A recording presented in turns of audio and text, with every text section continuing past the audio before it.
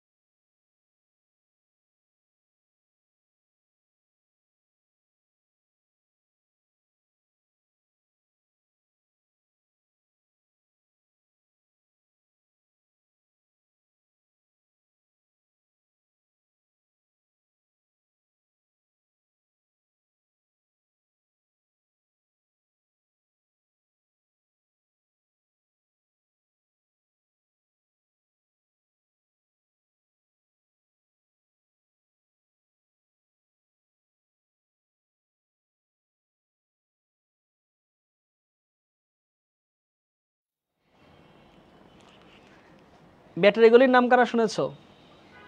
আমি যদি ব্যাটারিগুলির নাটক দেখি,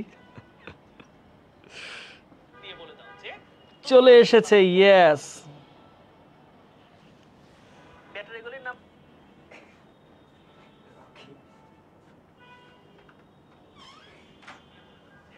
চলে এসেছে। Yes, thank you, thank you. Okay, আমাদের ক্লাস শুরু হয়ে যাবে। আমরা একটু ত্রুটি হয়েছে যান্ত্রিক, আমরা সেটার জন্য দুঃখ প্রকাশ করছি।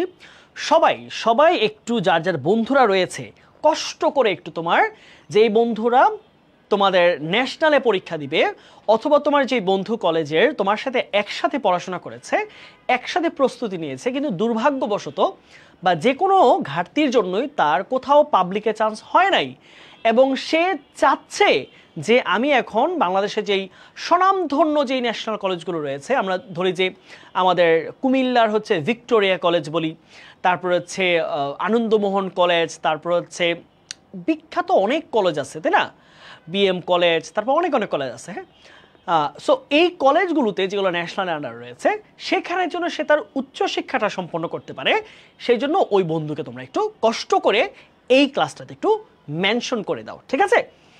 আমরা শুরু করছি আজকের আমার জার্নি এবং আমি আশা করছি তোমরা এই পুরো জার্নিতে আমার সাথে থাকবা, নিজেরা প্রশ্নগুলো অ্যানালাইসিস করা শিখবা। চলো, আমরা প্রথমেই দেখতে পাই আমাদের ন্যাশনালে একটা মোটাসোটা প্যাসেজ আমাদের পরীক্ষায় প্রশ্ন কিন্তু আসতে দেখা যায়। কি বলছে দেখি, read the following passage and answer questions 1 to 5। তার মানে প্যাসেজটা পড়ে তুমি 1 থেকে 5তম প্রশ্নের উত্তর দিবা, তাই তো? আচ্ছা, এখন প্যাসেজ সলভ করার নিয়মটা কি ভাই বলো তো? প্যাসেজ সলভ করার নিয়মটা কি আমরা আগে প্যাসেজটা পড়বো? না, কারণ পরীক্ষার হলে বসে তোমার আসলে এত সময় নাই যে তুমি প্যাসেজটা একবার পড়বা, তারপরে একটা করে কোয়েশ্চেন দেখবা, আবার প্যাসেজ খুঁজবা, আবার একটা করে কোয়েশ্চেন দেখবা। এই সময় তুমি পরীক্ষার হলে কখনোই পাবা না। It is a very tough and competitive exam, so you have to go through the question first. তোমাকে আগে প্রশ্নগুলো পড়তে হবে। তাহলে আমি 1 থেকে 5-এর প্রশ্নগুলো একটু দেখি, চলো কি বলেছে। জাস্ট এক পলক দেখে দেখে যাবা যে প্রশ্নে কি চাইছে, মূল কিওয়ার্ডটা খুঁজে বের করবা। তোমার কাজ হইতেছে 1 থেকে 5 প্রশ্ন একবার দেখে একটা স্ক্যানিং করে ফেলা, চোখে একটা হালকা স্ক্যান করে ফেলো, দেখো কি চাইছে। আচ্ছা, 1 নাম্বার কোয়েশ্চেন, হ্যাঁ আমি এখানে নাম্বারগুলো দিব। Which one is proof of the expansion of higher education in Britain? দেখো কি সুন্দর প্রশ্ন, যে ব্রিটেনে যে প্রুফ কি, ব্রিটেনে যে পড়াশোনা বা উচ্চতর শিক্ষা যে বৃদ্ধি পাচ্ছে সেটার প্রুফ কি, এইটা আমাদের একটা প্রশ্ন। যে ব্রিটেনে উচ্চ শিক্ষা যে বাড়ছে দিন দিন সেটার প্রুফ বা প্রমাণ কোন বাক্যটাতে বলা যায়। 2 আসো, বলেছে যে what subjects are taught in the universities. বলেছে ব্রিটেনের ভার্সিটি নিয়ে পড়াশোনা, ব্রিটেনের ভার্সিটিগুলোতে কোন কোন সাবজেক্ট পড়ানো হচ্ছে। কি বলেছে? হুইচ সাবজেক্টস আর টটস, কোন কোন বিষয়গুলো পড়ানো হচ্ছে, দ্বিতীয় প্রশ্ন। 3 নাম্বার কি বলেছে খেয়াল করো তো, তিনি বলেছে how do the students in Britain support there education. ব্রিটেনে যে শিক্ষার্থীরা আছে তারা তাদের পড়াশোনাটাকে কিভাবে সাপোর্ট করে, তাদের এই যে এক্সপেন্স, তাদের এই যে খরচ, সেটা তারা কিভাবে বহন করে। গেল আরেকটা কোয়েশ্চেন। 4 আসো, at what rate do the overseas students, overseas মানে হচ্ছে বিদেশি শিক্ষার্থী, ঠিক আছে, বিদেশি শিক্ষার্থী, পে ফিস, তাহলে বিদেশি শিক্ষার্থীরা কত হারে ফি পে করে, অর্থাৎ ব্রিটিশ যে শিক্ষার্থী রয়েছে তাদের তুলনায় যারা বাংলাদেশ থেকে যায়, ইন্ডিয়া থেকে যায়, পাকিস্তান থেকে যায়, বিশ্বের আরও দেশ থেকে যায়, ওই বিদেশি শিক্ষারা কতটুকু তারা পেমেন্ট করে। 5-এ কি বলছে দেখো, যে in the sentence the number of postgraduates have also has increased tremendously. The underlined word can be replaced. তার মানে এই যে tremendously বলেছে, এই ওয়ার্ডটার জায়গায় আমরা কি বসাতে পারি। এই হচ্ছে আমাদের মোট 5টা কোয়েশ্চেন। তাহলে এই 5টা কোয়েশ্চেন তাহলে কোত্থেকে দিছে ভাই বলো তো? এই 5টা কোয়েশ্চেন দিছে তোমাকে প্যাসেজ থেকে। তার মানে তোমাদের প্যাসেজটা খুব বেশি ইম্পর্টেন্ট। তুমি মোট 25টা কোয়েশ্চেন, এখন আমাদের প্রশ্ন প্যাটার্ন চেঞ্জ করে গেলে সেটা অন্য ব্যাপার, বাট বিগত বছরগুলোতে আমাদের 5টা করে মানে 25টা করে ইংলিশ কোয়েশ্চেন আসছে, তার মধ্যে 5টা 1/5 আসছে একটা মাত্র প্যাসেজ থেকে। তার মানে আমাদের এই যে কম্প্রিহেনশন বোঝা অত্যন্ত জরুরি, কম্প্রিহেনশন বোঝা আমাদের অত্যন্ত জরুরি, বুঝতে হবে, না বুঝে কোনো উপায় নাই। চলো আমরা এটা একটু পড়ি। কি বলেছে খেয়াল করো, higher education in Britain has experienced a dramatic expansion. Dramatic মানে হচ্ছে এক নাটকীয়, এক অসাধারণ, এক চমৎকার এক্সপানশন, বৃদ্ধি। তার মানে বলেছে যে বলেছে যে ব্রিটেনে হঠাৎ করে যেই উচ্চশিক্ষার মাত্রাটা ব্যাপক হারে বেড়েছে, ব্যাপক হারে বৃদ্ধি পেয়েছে। 1 in 3 ইয়াং পিপল, বলেছে প্রত্যেক 3 জনের একটা ছেলে, 3টা যুবকের একটা যুবক নাও এন্টার্স হায়ার এডুকেশন, তারা উচ্চশিক্ষার পথে যায়। মোট 3 জন যুবকের একজন উচ্চশিক্ষা নিচ্ছে, কম্পেয়ার্ড উইথ 1 in 6 in 1989, যেটা ছিল 1989 সালে 6 জনের একজন। তাহলে 1989 সালে ব্রিটেনের মোট 6 জন শিক্ষার্থীর একজন হায়ার এডুকেশনে যেত, আর এটা বর্তমানে এসে প্রতি 3 জনের একজন উচ্চশিক্ষা অর্জন করছে। The number of postgraduates also has increased tremendously. তাহলে হচ্ছে পোস্ট গ্র্যাজুয়েট মানে কি অনার্সের পরে যে মাস্টার, সেটা হচ্ছে পোস্ট গ্র্যাজুয়েট। তাহলে পোস্ট গ্র্যাজুয়েটের সংখ্যাও অসাধারণভাবে বাড়ছে, অনন্য রকমভাবে বাড়ছে, মানে অগণিতভাবে বেড়ে গেছে। এখন এটা প্রুফটা কিভাবে পাবা? There are some 90 universities in Britain which offer courses in a wide range of subject.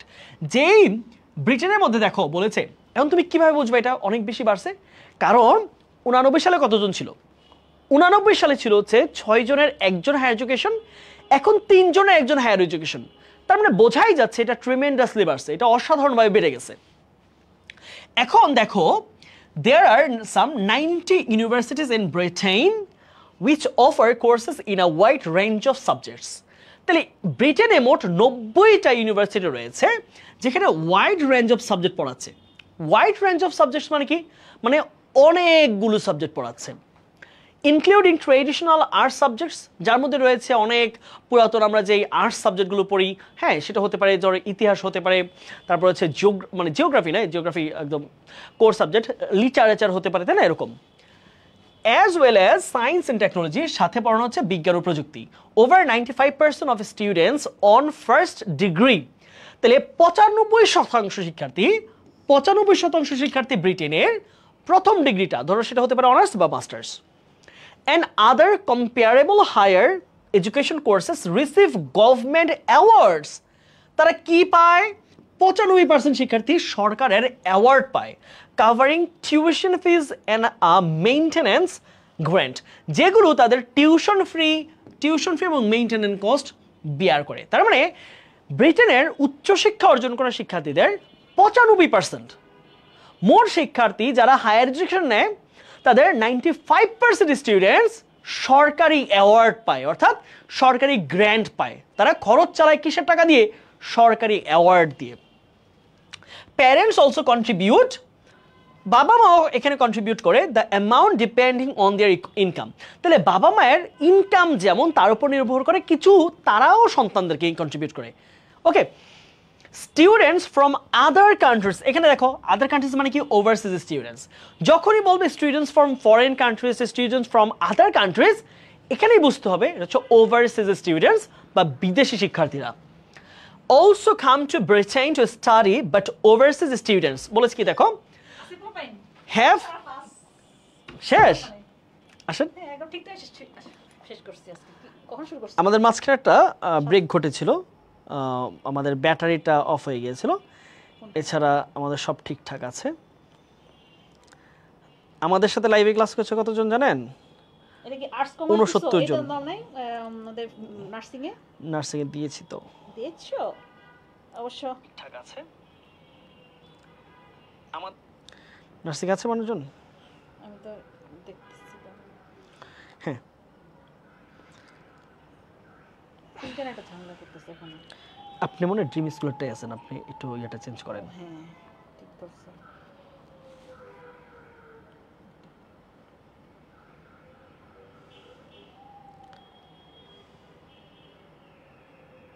কি এ হয় গেল না? এই দেখেন নার্সিং আছে। আরে আপু, কালকে আমার ক্লাস। অনেকদিন পর ভাইয়া আর আপুকে একসাথে দেখলাম। আচ্ছা, আমাদের 3.0 তে দিয়েছি 3.0 তে দিয়েছি, ভার্সিটি খতে দিয়েছি, প্ল্যান বি তে দেওয়া হয় নাই, মেবি একটু প্ল্যান বি তে দেন।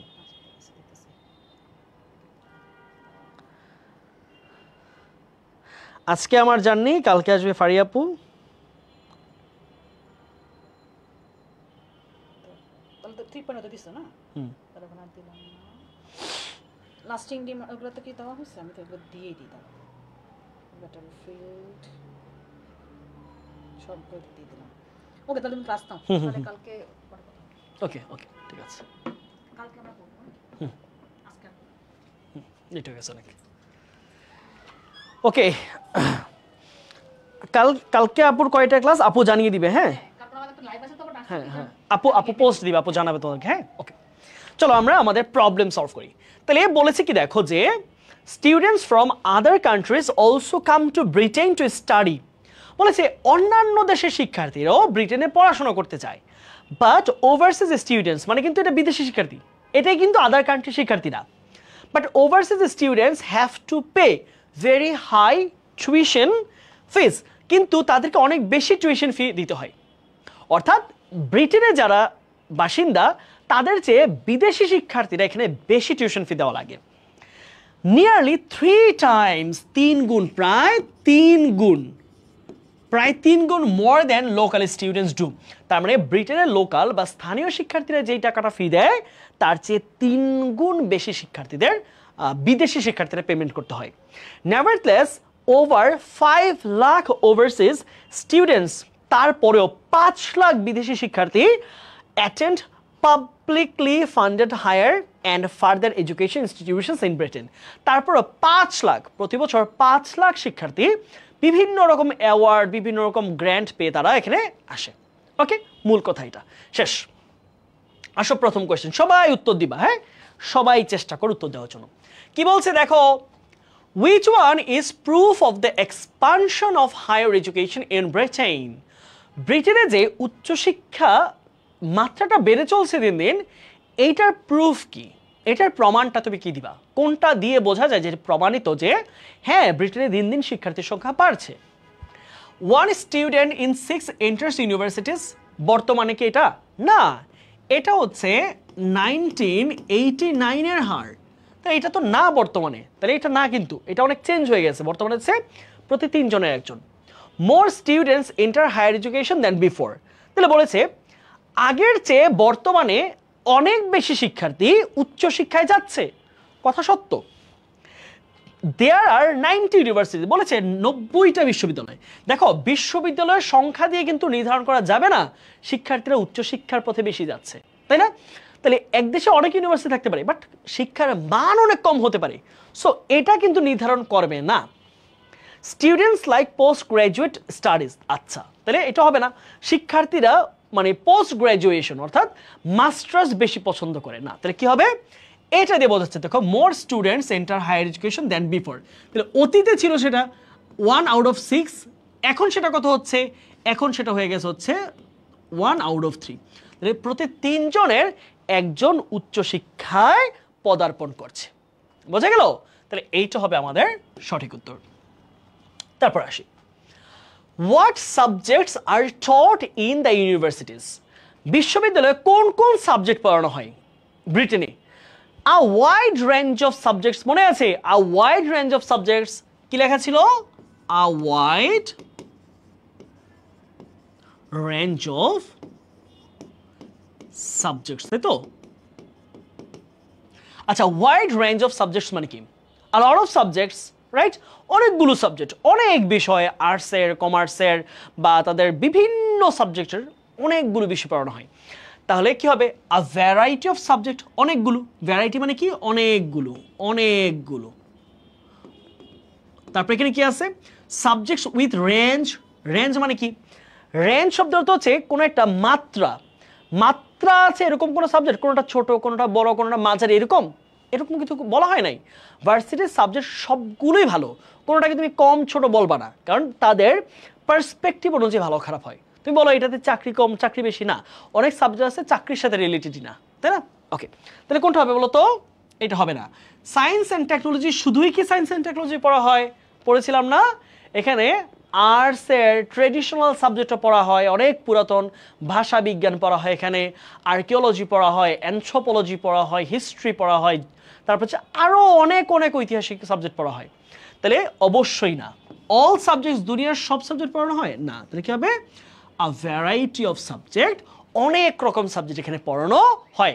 ইট ডাজেন্ট মিন দ্যাট সকল সাবজেক্ট পড়ানো হয়, ঠিক আছে? তাহলে কি হবে আ ওয়াইড রেঞ্জ অফ সাবজেক্ট মানে হচ্ছে আ ভ্যারাইটি অফ সাবজেক্ট।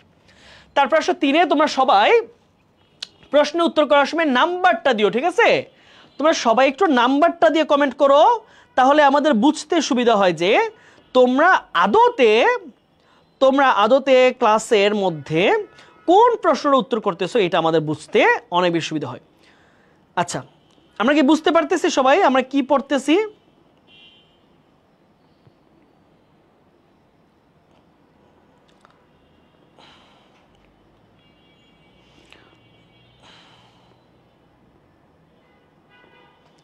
ওকে, চলো আমরা তার পরে কোয়েশ্চেনটা দিই। হ্যাঁ,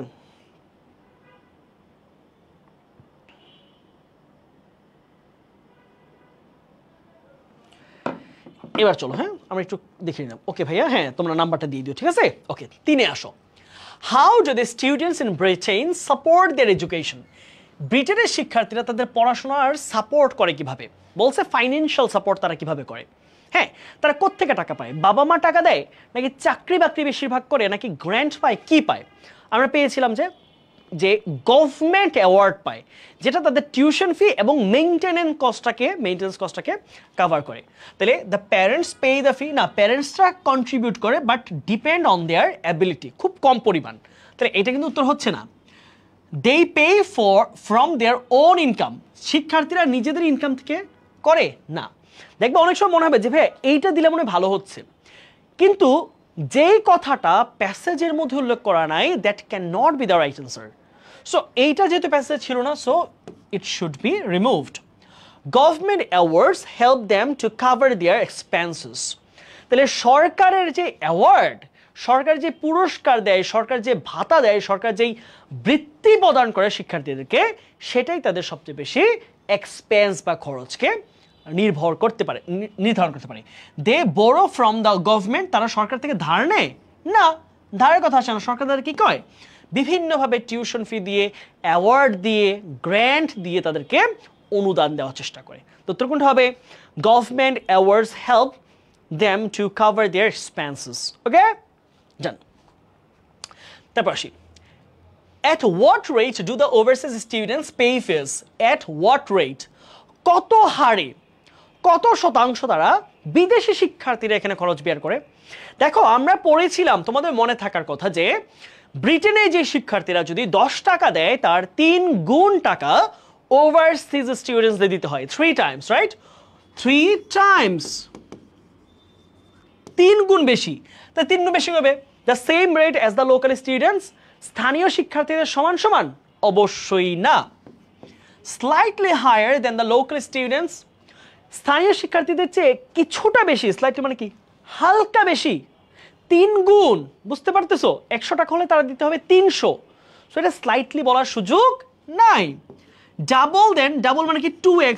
না 2x না, আমার কত? 3x, অলমোস্ট 3 টাইমস, প্রায় 3 গুণ দেন দ্য লোকাল স্টুডেন্টস। তাহলে স্থানীয় যেই ব্রিটেনের শিক্ষার্থীরা আছে, তাদের চেয়ে প্রায় 3 গুণ টাকা বেশি দিতে হয় হচ্ছে ওভারসিজ স্টুডেন্টসদের। ওকে, আশা করি এটা বুঝেছো। আমাদের প্যাসেজ থেকে আসা সর্বশেষ কোয়েশ্চেনটা আমরা একটু বোঝার চেষ্টা করি। বলো কি বলছে? In the sentence, the number of postgraduates, তাহলে postgraduate-এর সংখ্যা also has increased tremendously. Tremendously word এখানে একটা adverb. Tremendously কি এখানে একটা adverb. Tremendously শব্দের অর্থ হচ্ছে, মানে হচ্ছে ব্যাপক হারে। আমরা কি বলি এটাকে? ব্যাপক হারে। ব্যাপক হারে অর্থাৎ অনেক বেশি, সংখ্যায় যেটা অনেক বেশি হারে বেড়েছে। আচ্ছা, তাহলে সেটা কি যায়? ফিবলি। ফিবলি অর্থ হচ্ছে দুর্বলভাবে। মানাচ্ছে? দুর্বলভাবে এটাকে মানায়? মানায় না। টেরিবলি, ভয়ঙ্করভাবে। এটা কি ভয়ের কিছু? ভয়ঙ্করভাবে, তাহলে এটা কিন্তু ভয়ের কিছু না।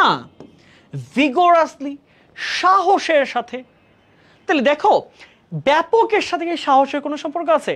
তাহলে ভিগোরাসলি এই ওয়ার্ডটা কিন্তু সাহসের সাথে, সাহসের সাথে, এটাও কিন্তু ভুল।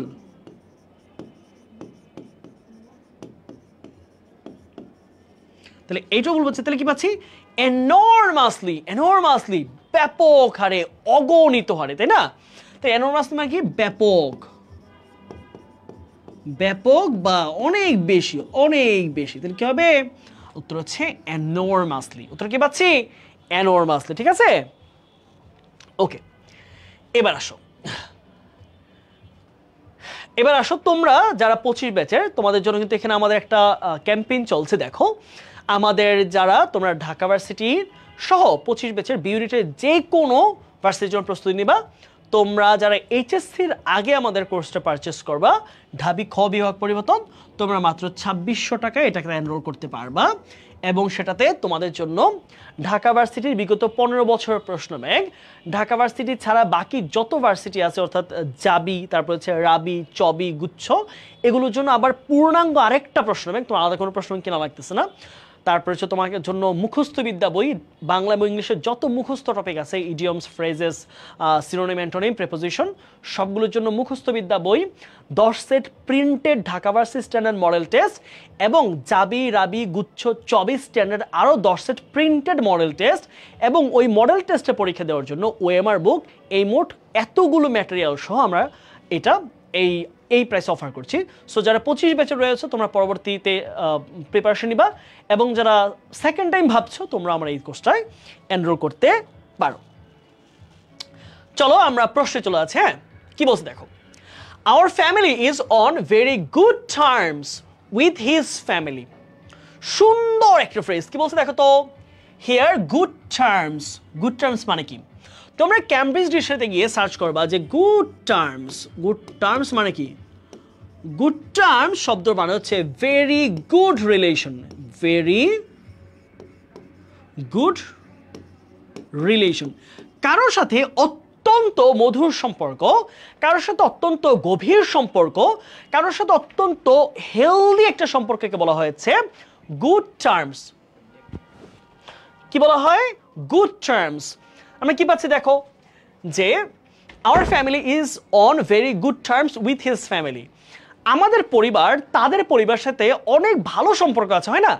এক পরিবার আরেক পরিবারের সাথে খুব ভালো সম্পর্ক, যাওয়া আসা করা, তাদের হচ্ছে বিভিন্ন সময় রান্না করলে খাবার দিয়ে আসা, এটাকে বলা হচ্ছে a good term, a good term. তাহলে গুড টার্মকে আমরা কি বলবো? গুড কন্ডিশন, ভালো অবস্থা, ওয়ার্ম রিলেশন, খুবই ভালো সম্পর্ক, গিভ অ্যান্ড টেক, নাকি হচ্ছে হসপিটালিটি। শুধু হসপিটালিটি বললে চলবে না, সম্পর্ক কিন্তু শুধু আতিথ্যতার ব্যাপার না, একটা মনের মাধুর্যের ব্যাপার আছে, এখানে একজন আরেকজনের প্রতি স্যাক্রিফাইসের ব্যাপার আছে, একজন আরেকজনকে হেল্প করার ব্যাপার আছে। সো শুধু হসপিটালিটির মধ্যে কিন্তু যদি বলি তাহলে সেখানে যেই স্যাক্রিফাইসের ব্যাপারটা, একজন আরেকজনকে সাহায্য করার ব্যাপারটা, সেটা আসে না। সো ওয়ার্ম রিলেশন, খুবই ভালো সম্পর্ক। ঠিক আছে, রাইট। এই যে আমাদেরকে তৌহিদে জান্নাত প্রমি উত্তর দিয়েছে ওয়ার্ম রিলেশন, রাইট, গুড। চলো তারপরে আসি। তো এটা আমাদের কত গেল? আমাদের প্রশ্ন নাম্বার এটা 5, এটা গেল আমাদের 6, এটা হচ্ছে 6 নাম্বার কোয়েশ্চেন। চলো 7 সবাই একটু সলভ করো। 7 সবাই। Radio with dash B a good source of entertainment has lost its appeal. হ্যাঁ, ইটস আপিল হবে। তাহলে বলেছে রেডিও যেটা একটা সময় আমাদের বিনোদনের অন্যতম মাধ্যম ছিল, সেটা তার এই আকর্ষণটা হারিয়ে ফেলেছে। আমরা কি কেউ এখন রেডিও শুনি? কেউ অলমোস্ট শুনি না আমরা যে রেডিও। টেলিভিশন দেখি, আমরা ইউটিউব দেখি, আমরা মোবাইল ফোনে আমরা হচ্ছে নেটফ্লিক্স দেখি, মুভি দেখি, আমরা রেডিও কিন্তু কেউ এখন আর শুনি না। আচ্ছা, তার মানে খেয়াল করো এখানে বোঝাইছে কি? অতীতের একটা কাজ, রাইট? অতীত, অতীত কোনো অভ্যাস, খেয়াল করো, অতীত কোনো অভ্যাস বা অতীত কোনো ইতিহাস যদি বোঝায় সেক্ষেত্রে কি হয়? অতীত অভ্যাস বোঝাতে, খেয়াল করো, অতীত অভ্যাস বোঝাতে কি বসে বলতো? আমাদের প্যাটার্নটা হচ্ছে ইউজ টু, তার সাথে ভার্বের বেস ফ্রম। তাহলে অতীতের অভ্যাস অর্থাৎ যেই যেই রেডিও একটা সময় কি ছিল? আমাদের বিনোদনের সবচেয়ে বড় মাধ্যম ছিল, সেটা তার যে আকর্ষণ, তার যেই মুগ্ধতা, সেটা হারিয়ে ফেলছে আমাদের কাছে। তার মানে অতীতে কিছু একটা ছিল। তাহলে এখানে খেয়াল করো তো ভাইয়েরা কি আছে? ইতোমধ্যে কিন্তু বি, তার মানে ভার্বের বেস ফর্ম, বি কিন্তু ভার্বের বেস ফর্ম। দেওয়া আছে। তাহলে তোমার কি ইউজ করতে হবে এখানে? Used to. খেয়াল রাখবা কখনোই তো ইউজ টু না। অনেকে ভুল পড়ো যে ভাই ইউজ টু কিনা, না ওয়ার্ডটা ইউজ না, used to modal verb used to. তাহলে কোনটা হচ্ছে? ওয়াজ টু না ওয়াজ টু বি না। তাহলে দেখো ওয়াজ টু হবে না, কি হবে? ইউজ টু না, এটা অনেকেই ভুল করো, এটা না মডাল ভার্ব এটা। ক্যানকে কি তুমি ক্যানস লিখতে পারবা? ক্যানকে কি তুমি ক্যানিং লিখতে পারবা? না। তার মানে মডাল ভার্ব কোনো রকম পরিবর্তন হয় না। তাহলে কোনটা মডাল ভার্ব এখানে? মডাল ভার্ব হচ্ছে আমাদের ইউজড টু। তাহলে কি পাচ্ছি? Used two.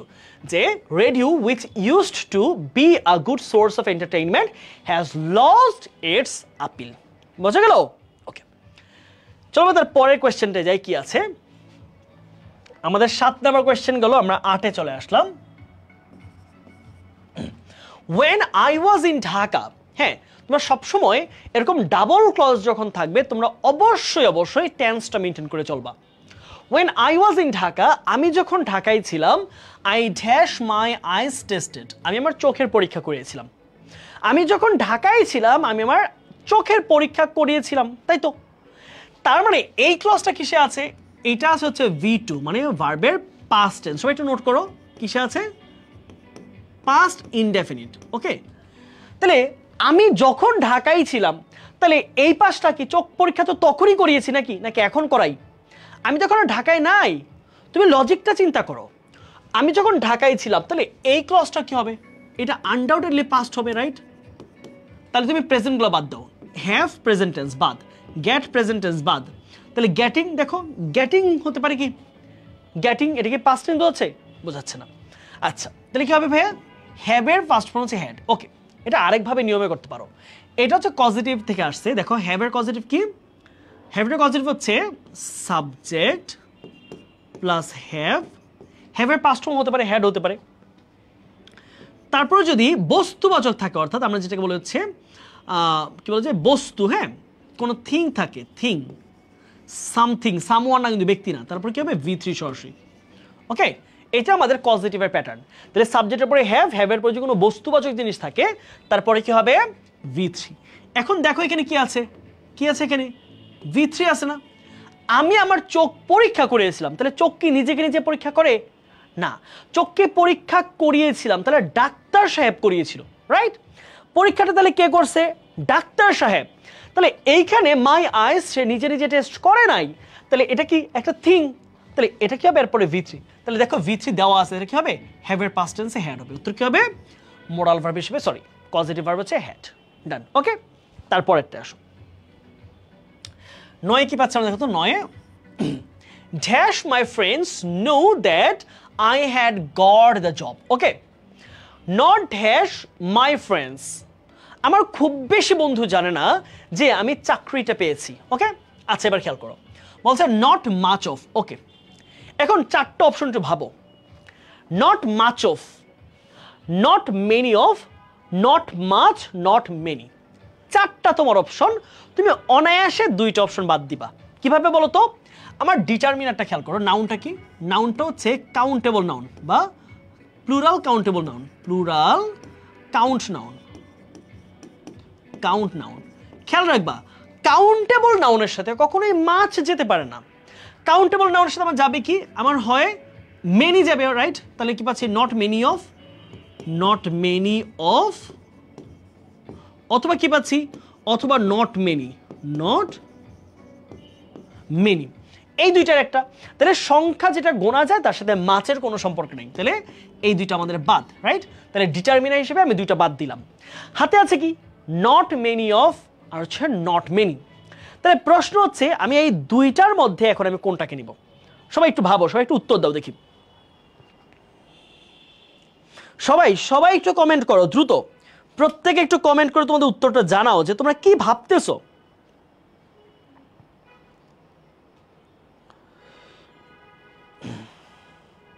ভাই আমি তো HSC 25, আমার কি ক্লাসটা করা যুক্তিযুক্ত? তোমার জন্য যুক্তিযুক্ত এইটুকু যে তোমাকে আমি বললাম তোমাদের জন্য আমাদের অ্যাডমিশনের প্রোগ্রাম আছে, আর্টসের এবং কমার্সের উভয়ের প্রোগ্রামই আছে। সো তোমরা ওই প্রোগ্রামে এনরোল করতে পারো।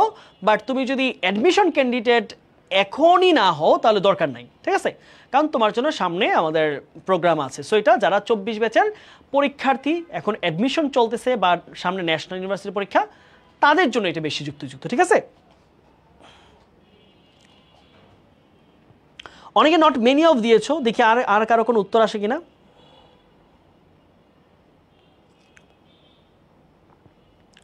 দুই দিয়েছে, তার মানে বেশিরভাগই তোমরা অ্যান্সার দিয়েছো নট মেনি অফ। ওকে, তাহলে আমি একটু দেখি উত্তরটা আসলে এটা কিনা। ওকে, নট মেনি মাই ফ্রেন্ডস, দেখো সেন্টেন্সটা কি কমপ্লিট মনে হচ্ছে? আমার বন্ধুদের মধ্যে কয়েকজন, বন্ধুদের র একটু উত্তর আসবে না? বাংলা এটাকে আমরা কি বলি? বাংলা এটাকে আমরা বলেছে র বা এর যখন বলি বন্ধুদের, আমার বন্ধুদের, নট মেনি মাই ফ্রেন্ডস, আমার বন্ধুদের মধ্যে বেশিরভাগ বন্ধুই জানে না। হ্যাঁ, বন্ধুদের। তোমরা খেয়াল করো এখানে কিন্তু একটা অফ প্রয়োজন আছে, তাই না? তাহলে কি হবে? এটা হচ্ছে নট মেনি অফ।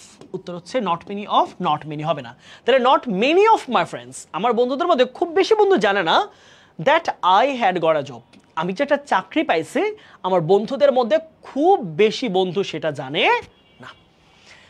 ওকে, চলো আমরা তার পরের প্রশ্নে যাই। 10 নাম্বার কোয়েশ্চেন, খুবই সুন্দর একটা question. Who dash was going to take your photograph, কে তোমার ছবি তুমি কাকে তোমার ছবি তোলার কথা বলেছিলা? Who was going to take your photograph, right? আচ্ছা, এখানে দেখো দুইটা ক্লজ আছে, একটা হচ্ছে কি আমাদের প্রিন্সিপাল ক্লজ, আর হচ্ছে সাবঅর্ডিনেট ক্লজ। ওকে, আচ্ছা, এখন আমার এই যে মাঝখানে আমি ঢুকাইলাম যে who was going to take your photographs, তাহলে মাঝখানে কি ঢুকালাম? আমি মাঝখানে একটা সাবঅর্ডিনেট ক্লজ ঢুকালাম, সাবঅর্ডিনেট ক্লজ। ওকে, এর কমপ্লেক্স সেন্টেন্স। তাহলে একটা ক্লজ কিভাবে গঠিত হয় বলো তো? একটা ক্লজ গঠিত আমার কি লাগবে? সাবজেক্ট লাগবে, আমার একটা ফাইনাইট ভার্ব লাগবে। ওকে, তাহলে ফাইনাইট ভার্বের আবার দুইটা পার্ট হতে পারে, কখনো কখনো সেটা একটা হচ্ছে অক্সিলিয়ারি, তারপরে আমাদের কি লাগে? Principal verb. ওকে, এখন প্রশ্ন হচ্ছে ভাই আমি কোনটা নিব? হু, দেখো এই হু কিন্তু একটা সাবজেক্ট, হুয়ের এইটা কিন্তু এই যে দেখো ওয়াজ গোয়িং কিন্তু হুয়ের ভার্ব, তার মানে এই সাবজেক্টের এই ভার্ব আছে, তার মানে এদের মধ্যে কোনো ঝামেলা নাই। তার মানে তুমি একটা পূর্ণাঙ্গ ক্লজ বানাতে হলে তুমি এমন কিছু অপশন নিতে হবে যেখানে সাবজেক্টও আছে, ফাইনাইট ভার্বও আছে। আরেকটা মজার বিষয় খেয়াল রাখতে হবে, কোন ধরনের সেন্টেন্স? ইন্টারোগেটিভ, তাহলে তোমাকে কি করতে হবে? অক্সিলারি আগে আনতে হবে। তাহলে আগে প্যাটার্নটা কি হবে? আগে অক্সিলারি, তারপর হবে সাবজেক্ট, তারপর হবে প্রিন্সিপাল ভার্ব। শেষ। এইবার তুমি কাউন্ট করে মিলাও, তোমার কোন অপশনটা সবচেয়ে ভালো যায়? সবাই একটু মিলাও এবার। কি পাচ্ছি? আমার এখানে কি লাগবে? সাবঅর্ডিনেট ক্লজ, তাই তো? তুমি তাহলে কি লাগবে আমার? একটা ক্লজ কি গঠিত হয়? Subject, finite verb. তাহলে ফাইনাইট ভার্ব কি থাকে? Auxiliary, principal. এখন যেহেতু এটা ইন্টারোগেটিভ সেন্টেন্স, তুমি তো আগে অক্সিলারি দিতে হবে। তাহলে আগে অক্সিলারি আছে কোনটা খুঁজে বের করো। ইউ সেড, আগে সাবজেক্ট হবে না। ডিড ইউ সে, আচ্ছা, এবার আমরা খুঁজে বের করি কোনটা উত্তর হতে পারে। ডিড ইউ সে দ্যাট, আচ্ছা, তুমি দ্যাটটা কেন দিবা? দ্যাট দেওয়ার, who did you say that was, তাহলে দ্যাট দিলে যদি আবার ওয়াজ দাও তাহলে হু এর সাবজেক্ট আছে না? দেখো ওয়াজের কিন্তু ইতোমধ্যে সাবজেক্ট আছে, তাহলে আলাদা করে কি আমার দ্যাট দেওয়ার প্রয়োজন আছে আর একটা সাবজেক্ট ঢুকাবো? আর একটা সাবজেক্ট যদি ঢুকাই বা রিলেটিভ প্রোনাউন ঢুকাই, তার ভার্বটা তো নাই এখানে। তাহলে খেয়াল রাখবা যতটা ক্লজ ততটা ফাইনাইট ভার্ব ততটা সাবজেক্ট। তাহলে এর আমার কি আছে? আমার সাবজেক্ট আছে ওয়াজের, তাহলে এখানে তুমি এইটুকু বসাও, তাহলে এই যে সে ভার্বের সাবজেক্ট আছে না, ইউ আছে তো, তাহলে এই দ্যাটটা কেন বসাবা? দ্যাট অতিরিক্ত, যার কোনো ভার্ব নাই, সো এটা বাদ। ইউ ডিড সে, তাহলে ইউ দেখো ইউ সাবজেক্ট শুরুতে চলে আসছে না, তাহলে ইন্টারোগেটিভে আগে সাবজেক্ট হবে না, তাহলে ডিড ইউ সে অপশন কোনটা হবে? Who did you say was going to take your photographs. তাহলে কাকে তোমার ছবি তুলতে বলেছো? দ্যাট হবে না, অনেকে দ্যাট দিচ্ছ, বাট দ্যাট অপশনটা ভুল হবে। Who did you say that was going to take your photograph, that দিলে উত্তরটা ভুল হবে। 10 নম্বর প্রশ্নে যারা দ্যাট দিয়েছো তাদের ভুল ভাঙো, ঘুম থেকে ওঠো। তুমি যদি এখানে দ্যাট দাও, দ্যাটটা কেন দিবা? দ্যাট আমরা যখন দুইটা ক্লজকে কানেক্ট করি, দ্যাট দিয়ে কি দুইটা ক্লজকে কানেক্ট করি আমরা? হ্যাঁ, করা যায়, ফাইন। কথা হচ্ছে এই অক্সিলিয়ারি বা এই ভার্বের সাবজেক্ট আছে, এই সাবজেক্ট এই ভার্বেরও সাবজেক্ট আছে, তাহলে অতিরিক্ত রিলেটিভ প্রোনাউনটা তুমি যে বসাবা সেটা সাবজেক্ট হিসেবে কাজ করবে যখন, তার তো আরেকটা ভার্ব লাগবে। আরেকটা ভার্ব কি শেষে আছে? Who was going to take your photo, তাহলে নাই, আরেকটা ফাইনাইট ভার্ব নাই। তাহলে ফাইনাইট ভার্ব যেহেতু নাই, উত্তর কোনটা হবে? ডিড ইউ সে। আচ্ছা, আসে সবাই 11তে। পবন হার্ট হিমসেলফ, পবন নিজেকে নিজে আঘাত করলো, হ্যাঁ, অথবা আঘাত পেলো, ধরো কোথাও লেগে আঘাত পেয়েছে। হি ফেল ড্যাশ হিজ বাইক, সে বাইক থেকে পড়ে গেল, আঘাত পেয়ে সে বাইক থেকে পড়ে গেল। এখানে সুন্দর একটা গ্রুপ ভার্ব আছে, খেয়াল করো। এই ফেল কিন্তু V2 তে আছে, কি সে V2 পাস্ট টেন্সে আছে। কোত্থেকে আসছে? ফল থেকে। ফল অফ অর্থ হচ্ছে পড়ে যাওয়া, অর্থ কি বলতো? পড়ে যাওয়া। ফল অফ থেকে কি হয়েছে পাস্ট টেন্সে? ফেল অফ, হ্যাঁ, পড়ে গিয়েছিল, পড়ে গিয়েছিল। খেয়াল রাখতে হবে এখানে তো ও ডাবল এফ হবে, কি হবে?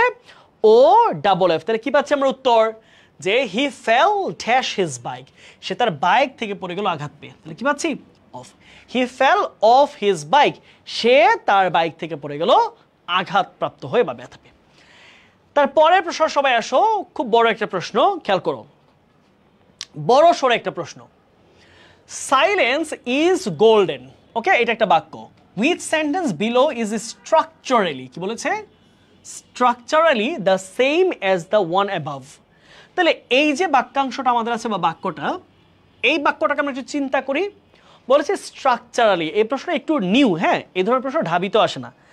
এটা দেখো তোমাদের কিন্তু পরীক্ষায় ন্যাশনালে এসেছে, সো এই ধরনের প্রশ্ন ঢাবিতে আসে না। ঢাবিতে এই প্রশ্ন আমি দেখি নাই কখনো। বলেছে সাইলেন্স ইজ গোল্ডেন, মানে অর্থাৎ যে নীরবতাই সোনা, তাই না? তাহলে এটার বলছে এটার সাথে স্ট্রাকচারালি গঠনগতভাবে মিল রয়েছে কোন বাক্যটা? তাহলে খেয়াল করতে এখানে কি আছে ভাইয়ারা, আমরা স্ট্রাকচারটাকে একটু চিন্তা করি। খেয়াল করো এখানে সাইলেন্স কি? সাইলেন্স একটা নাউন, এখানে এরপরে কি আছে? একটা বি ভার্ব আছে, বি ভার্ব। আর গোল্ডেন কি? গোল্ডেন হচ্ছে একটা অ্যাডজেক্টিভ, রাইট? ওকে, তাহলে প্যাটার্ন কি পাচ্ছি? নাউন পাচ্ছি একটা, তারপরে পাচ্ছি কি? বি ভার্ব পাচ্ছি একটা, তারপর কি পাচ্ছি? একটা অ্যাডজেক্টিভ। তাহলে এই প্যাটার্নটা কোথায় আছে? Honesty is the best policy. তাহলে দেখো অনেস্টি নাউন, ফাইন, এইটাও আমাদের বি ভার্ব, এইটাও আমরা মেনে নিলাম, ফাইন, কিন্তু পলিসি কি? পলিসি হচ্ছে আরেকটা নাউন। তাহলে মিললো? আমার লাগবে কি? Noun, be verb, adjective. তাহলে মিলে নাই। মানি মেক্স মানি, তাহলে কি পাচ্ছি? নাউন পাচ্ছি আমরা। এখানে তো বি ভার্ব পাই নাই, কি পেয়েছি? ডু ভার্ব, তার মানে মিলে নাই। এখানে কি পেয়েছি? নাউন, তার মানে ভার্বের প্যারা আছে এখানে। No where is just where, তাহলে আবার খেয়াল করো, নো ওয়ার এখানে অতিরিক্ত শব্দযুক্ত হয়ে গেছে, এখানে দেখো আবার অ্যাডজেক্টিভ যুক্ত হয়ে গেছে। এখানে আসো, peace is rare, noun, be verb, adjective, noun, be verb, adjective. তাহলে প্যাটার্নটা হবে এইটা। এই টাইপের প্রশ্ন কিন্তু বিগত বছরগুলোতে ঢাবিতে পর্যন্ত আমি এই প্রশ্নগুলো দেখি নাই, গুচ্ছেও আসে নাই। সাধারণত রাজশাহী ভার্সিটিতে এই টাইপের প্রশ্নগুলো মাঝে মাঝে দেখা যায়। সো সবাই একটু এটাকে নোট ডাউন করে রাখো, এটা বেশি বেশি ইম্পর্টেন্ট একটা কোয়েশ্চেন। তো এটা কত গেল আমাদের? আমাদের প্রশ্ন নম্বর হচ্ছে 12 গেল। আসো 13তে আসো সবাই। হোয়াট ইজ দ্য, বলছে কি দেখো, what is the noun form of the word compete? হ্যাঁ, কম্পিট শব্দটার নাউন কি? দেখো ভাইয়ারা, কম্পিট মানে কি বলতো? কম্পিট মানে হচ্ছে এটা একটা ভার্ব, ঠিক আছে? অর্থ হচ্ছে প্রতিযোগিতা করা, প্রতিযোগিতা করা, ঠিক আছে? কম্পিট মানে কি পাচ্ছি? প্রতিযোগিতা করা। বলতো কম্পিট মানে কি বলতো ভাইয়ারা? কম্পিট মানে হচ্ছে কোনো জিনিসের সাথে প্রতিযোগিতা করা, কোনো সাথে দৌড়ে যাওয়া, সাঁতরে যাওয়া, কোনো একটা প্রতিযোগিতা করা। তাহলে এটার নাউন কি জানো? নাউন হচ্ছে কম্পিটিশন। এটা নাউন কি? কম্পিটিশন।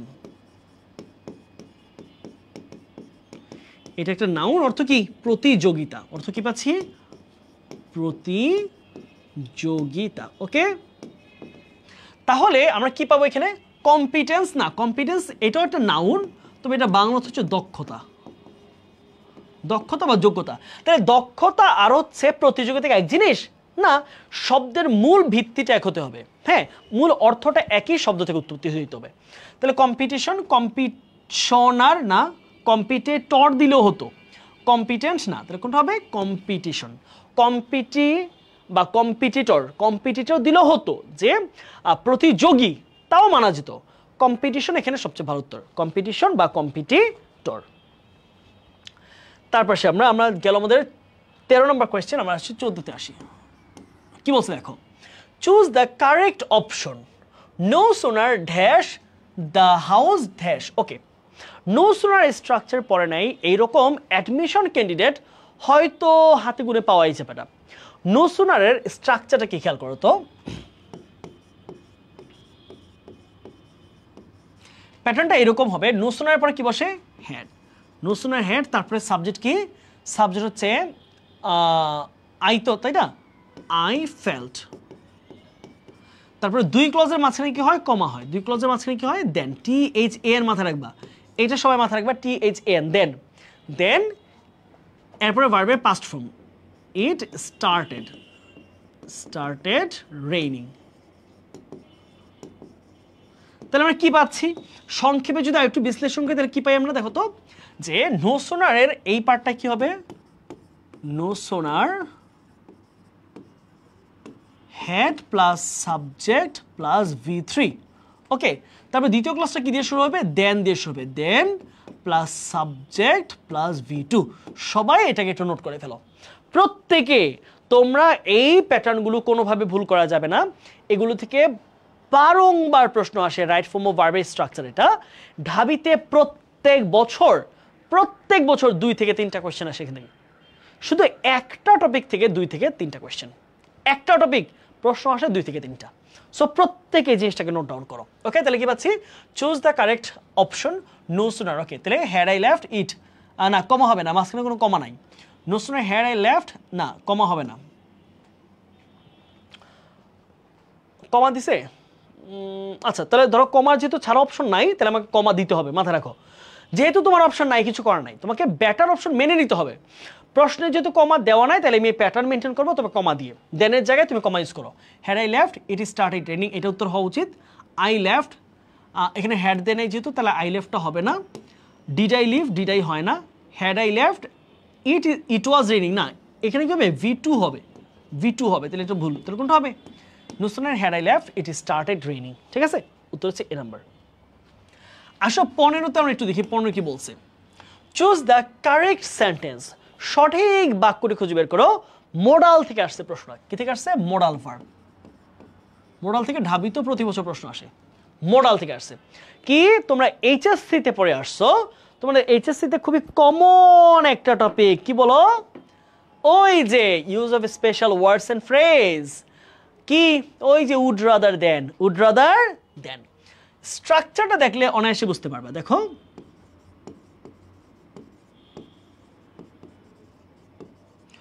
উড রাদার প্লাস ভার্বের বেস ফ্রম প্লাস দেন, THAN মাথায় রাখবা, প্লাস ভার্বের বেস ফ্রম। সবাই এই প্যাটার্নটা মেনটেন করলেই উত্তর একদম অনায়াসে হয়ে যাবে। কি বলছে, উড রাদার স্ট্রাকচার কি, উড রাদার দেনের ক্ষেত্রে 2টা ভার্ব বসে, উভয় ভার্ব হচ্ছে বেস ফর্মে বসে, এবং উড রাদারের ক্ষেত্রে দেন যেটা আছে THAN। সবাই মাথায় রাখো, এটা অনেকে ভুল করে দিয়ে আসো, অনেকে নিজের আনন্দে কোনটা যে দিতে হবে প্রশ্নের মধ্যে হুট করে তুমি দেখলা দেন THEN এর মধ্যে উত্তর দেখায় আসলা, এই যে তুমি ভুলটা করবা, এটা করা যাবে না। সো কি হবে, আই উইল, না উইল হবে না, would rather, I would rather die then, দেনের মধ্যে বানান ভুল আছে, I would rather die then back, এটা ঠিক আছে। দেখো, ভার্বের বেস ফর্ম দেনের স্পেলিংটা ঠিক আছে, তাহলে কি হবে উত্তর, আই উড রাদার ডাই দেন, এখানে দেনে ভুল আছে। ওকে, তারপর আসো আমাদের কত গেল, 15 নম্বর কোয়েশ্চেন, আমরা আসবো হচ্ছে 16তে। Students learn better in an environment which is dash pressure. Okay? আচ্ছা, আমরা উত্তরটা বোঝার আগে আমরা সবগুলো গ্রুপ ভার্বের একটু অর্থটা জেনে নিই। খেয়াল করো, ফুল অফ পরিপূর্ণ বা ভরা, একেবারে পরিপূর্ণ। ডিপ্রাইভড অফ বঞ্চিত, ডিপ্রাইভড কি, বঞ্চিত, ঠিক আছে, বঞ্চিত। তারপরে কি হচ্ছে, ফ্রি ফ্রম, মুক্ত, কোনো কিছু থেকে মুক্ত। রিগার্ডলেস অফ, বিনা বিচারে, বিচারে, ওকে, মানে বাছবিচারহীনভাবে, ওকে। তাহলে বলেছে স্টুডেন্টস লার্ন বেটার, শিক্ষার্থীরা ভালো শিখতে পারে ইন অ্যান এনভায়রনমেন্ট, এমন পরিবেশে, উইচ ইজ পরিপূর্ণ প্রেসারে, যেগুলো চাপে পরিপূর্ণ এমন প্রেসারে শিখতে পারে। তারপরে হচ্ছে চাপ বঞ্চিত পরিবেশে ভালো শিখতে পারে, চাপ মুক্ত পরিবেশে ভালো শিখতে পারে, যাচাই বাছাইহীন এক পরিবেশে ভালো শিখতে পারে। শিক্ষার্থীরা কোন পরিবেশে ভালো শিখে? আমরা চাপের মধ্যে থেকে খালি পরীক্ষার উপর চাপে বেশি শিখি, নাকি জাপানের লার্নিং এনভায়রনমেন্ট তাদের একটা সুন্দর পরিবেশে তারা থাকে বলে তারা ভালো শিখে আমাদের চেয়ে? কোনটা হবে বলো? উত্তর কোনটা হবে? উত্তর হচ্ছে ফ্রি ফ্রম, তার মানে চাপ মুক্ত, কোনো রকম চাপ নাই এমন কোনো এলাকা, হ্যাঁ, যেখানে চাপ নাই, তোমাকে সুন্দরভাবে শুধু পড়াশোনা করবা, তোমাকে এইটা করতে হবে ওইটা করতে হবে, এরকম কোনো চাপ নাই। পারিবারিক চাপ নাই, অর্থনৈতিক চাপ নাই, তোমাকে বিভিন্ন জিনিস করার কোনো চাপ নাই, শুধু লার্নিং এনভায়রনমেন্টটা ভালো। এই জন্য কিন্তু চীন জাপান কোরিয়া আমাদের চেয়ে অনেক অনেক এগিয়ে। তারপর আসো, if I had known how kind she was, I dash met her. এটা আসছে কন্ডিশনালের একটা প্রশ্ন। কোথেকে আসছে বলো তো? কন্ডিশনাল, ওকে। তাহলে কন্ডিশনালের প্রশ্নে আমরা একটু উত্তর করি যে কন্ডিশনালে কি পাচ্ছি। ইফ আই হ্যাড নোন, এটা কোন কন্ডিশনে আছে এইটা বুঝতে পারাটা আমাদের জন্য সবার আগে জরুরি। খেয়াল করো, এখানে যদি আমাদের পাস্ট পারফেক্ট টেন্স হয়, খেয়াল করো, কন্ডিশন পার্ট যদি হয় পাস্ট পারফেক্ট, তাহলে সেটা ডেফিনেটলি একটা থার্ড কন্ডিশন। কোন কন্ডিশন? Third condition. কি বললাম? আমাদের কন্ডিশন পার্টে বা ইফ যুক্ত ক্লজে যদি পাস্ট পারফেক্ট টেন্স হয়, হ্যাড প্লাস V3 হয়, তাহলে ধরে নিবা এটা থার্ড কন্ডিশন। তাহলে থার্ড কন্ডিশন আমার যে ইফেক্ট পার্টটা আছে, কনসিকোয়েন্স পার্টটা আছে বা রেজাল্ট পার্টটা আছে, ওইটা কিরকম হবে? ওইটার প্যাটার্নটা হবে সেরকম, দেখো আমি এখানে লিখছি দিয়ে, এই পার্টটা কি হবে? সাবজেক্টের পরে আমি উত্তর পরে তোমরা মিলাও, উড হ্যাভ অথবা কুড হ্যাভ অথবা মাইট হ্যাভ, তার সাথে কি হবে? V3, ওকে। দেখো V3 ইতোমধ্যেই দেওয়া আছে, তোমার কি লাগবে? উড হ্যাভ, কুড হ্যাভ অথবা মাইট হ্যাভ, যে কোনো একটা। উড হবে না, তাহলে কোনটা হবে? Would have. উত্তর কি হচ্ছে আমাদের? C number, would have. তাহলে এটা কেউ কিন্তু আবার উড হ্যাড দিও না, উড হ্যাড কিন্তু হয় না, উডের সাথে কখনো হ্যাড হবে না, উড হ্যাভ হবে, ঠিক আছে? ওকে, তারপর আসি আমরা 18 নম্বর কোয়েশ্চেন। কি বলছে খেয়াল করো, the text book dash B dash in another course. আচ্ছা, could be adapted, can be adapt, could be adapt, can be adapting. আচ্ছা, তার মানে খেয়াল করো এখানে কি আছে? মোডাল ভার্ব আছে সবগুলোতে, খেয়াল করো, modal modal modal modal, fine. মোডালের সাথে বি আছে, তার মানে এটা বোঝাচ্ছে পিওরলি চোখ বন্ধ করে একটা পেসিভ প্যাটার্ন। কি প্যাটার্ন? পেসিভ। তাহলে পেসিভে মোডাল ভার্বের পরে বি এর পরে কি হয়? V3। কি হয়? V3। তাহলে এই পাশে লাগতেছে কি তোমার? এই পাশে লাগবে তোমার একটা মোডাল, আর এই পাশে লাগবে একটা V3।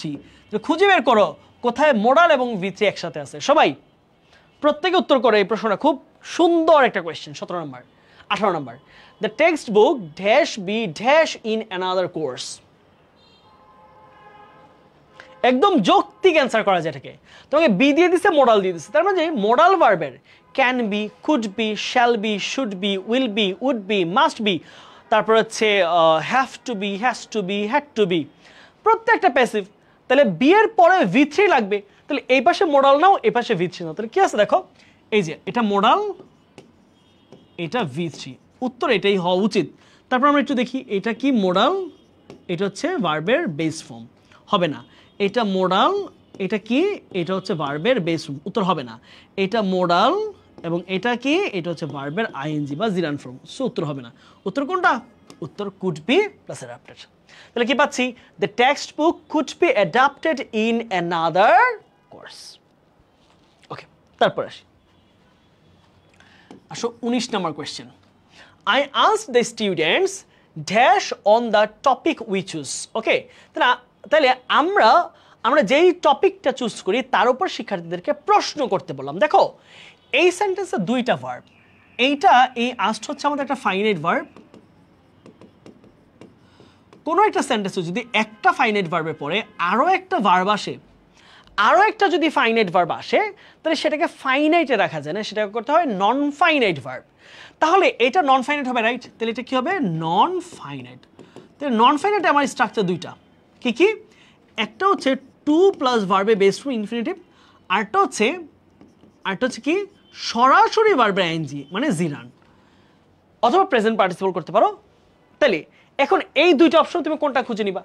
তোমার লাগবে যদি ভার্বে বেস ফর্ম বসাও তাহলে তোমাকে ইনফিনিটিভ করে ঢুকাইতে হবে সেটাকে, আর যদি আইএনজি ঢোকাও তাহলে সরাসরি আইএনজি, মাঝখানে এম ইজ আর ওয়াজ এরকম কোনো অক্সিলারি ঢুকানো যাবে না। তাহলে দেখো কমেন্টেড V2 হবে না, শুধু টু কমেন্ট। এখানে কি আছে? শুধু কমেন্ট আছে, ভার্বের বেস ফর্ম ফাইন, কিন্তু সরাসরি ভার্বের বেস ফর্ম হতে পারবে না। এখানে ভার্বের আইএনজি আছে, কিন্তু এখানে কি ওয়াজ হবে না, তাহলে কি হবে? To comment. উত্তর কি হবে? To comment. তারপর 20 নম্বর কি বলছি খেয়াল করো। A boat journey is dash then journey by road. বলেছে একটা জার্নি বাই রোড বা রাস্তায় চলাচলের চেয়ে বোটে চলাচলটা বেশ সেফ, রাইট? অনেক বেশি নিরাপদ। তাহলে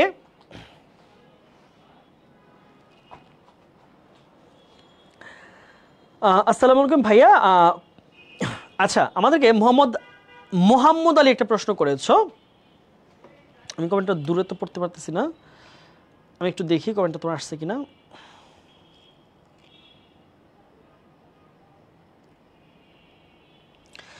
আচ্ছা আমাদেরকে মোহাম্মদ আলী আমাদের একজন স্টুডেন্ট কমেন্ট করেছে, সেটা হচ্ছে আসসালামু আলাইকুম ভাইয়া। ওয়ালাইকুম আসসালাম। কোরবানি ঈদের পর যদি ভার্সিটি খতে ভর্তি হই তাহলে কি 2600 টাকাতে কিনতে পারবো? দয়া করে একটু জানাবেন ভাইয়া। মোহাম্মদ আলী, আমাদের 2600 টাকা পর্যন্ত তুমি কোর্সটা পারচেস করতে পারবা আমাদের এইচএসসি শুরু হওয়ার আগ পর্যন্ত। যেদিন থেকে এইচএসসি শুরু হবে, এইচএসসি চলাকালীন পুরো সময়টা কোর্স ফিটা বেড়ে হয়ে যাবে 2800, আর এইচএসসি পরীক্ষা শেষ হয়ে গেলে তখন কোর্স ফিটা হয়ে যাবে আমাদের 3200 টাকা, হ্যাঁ, পূর্ণাঙ্গ কোর্স।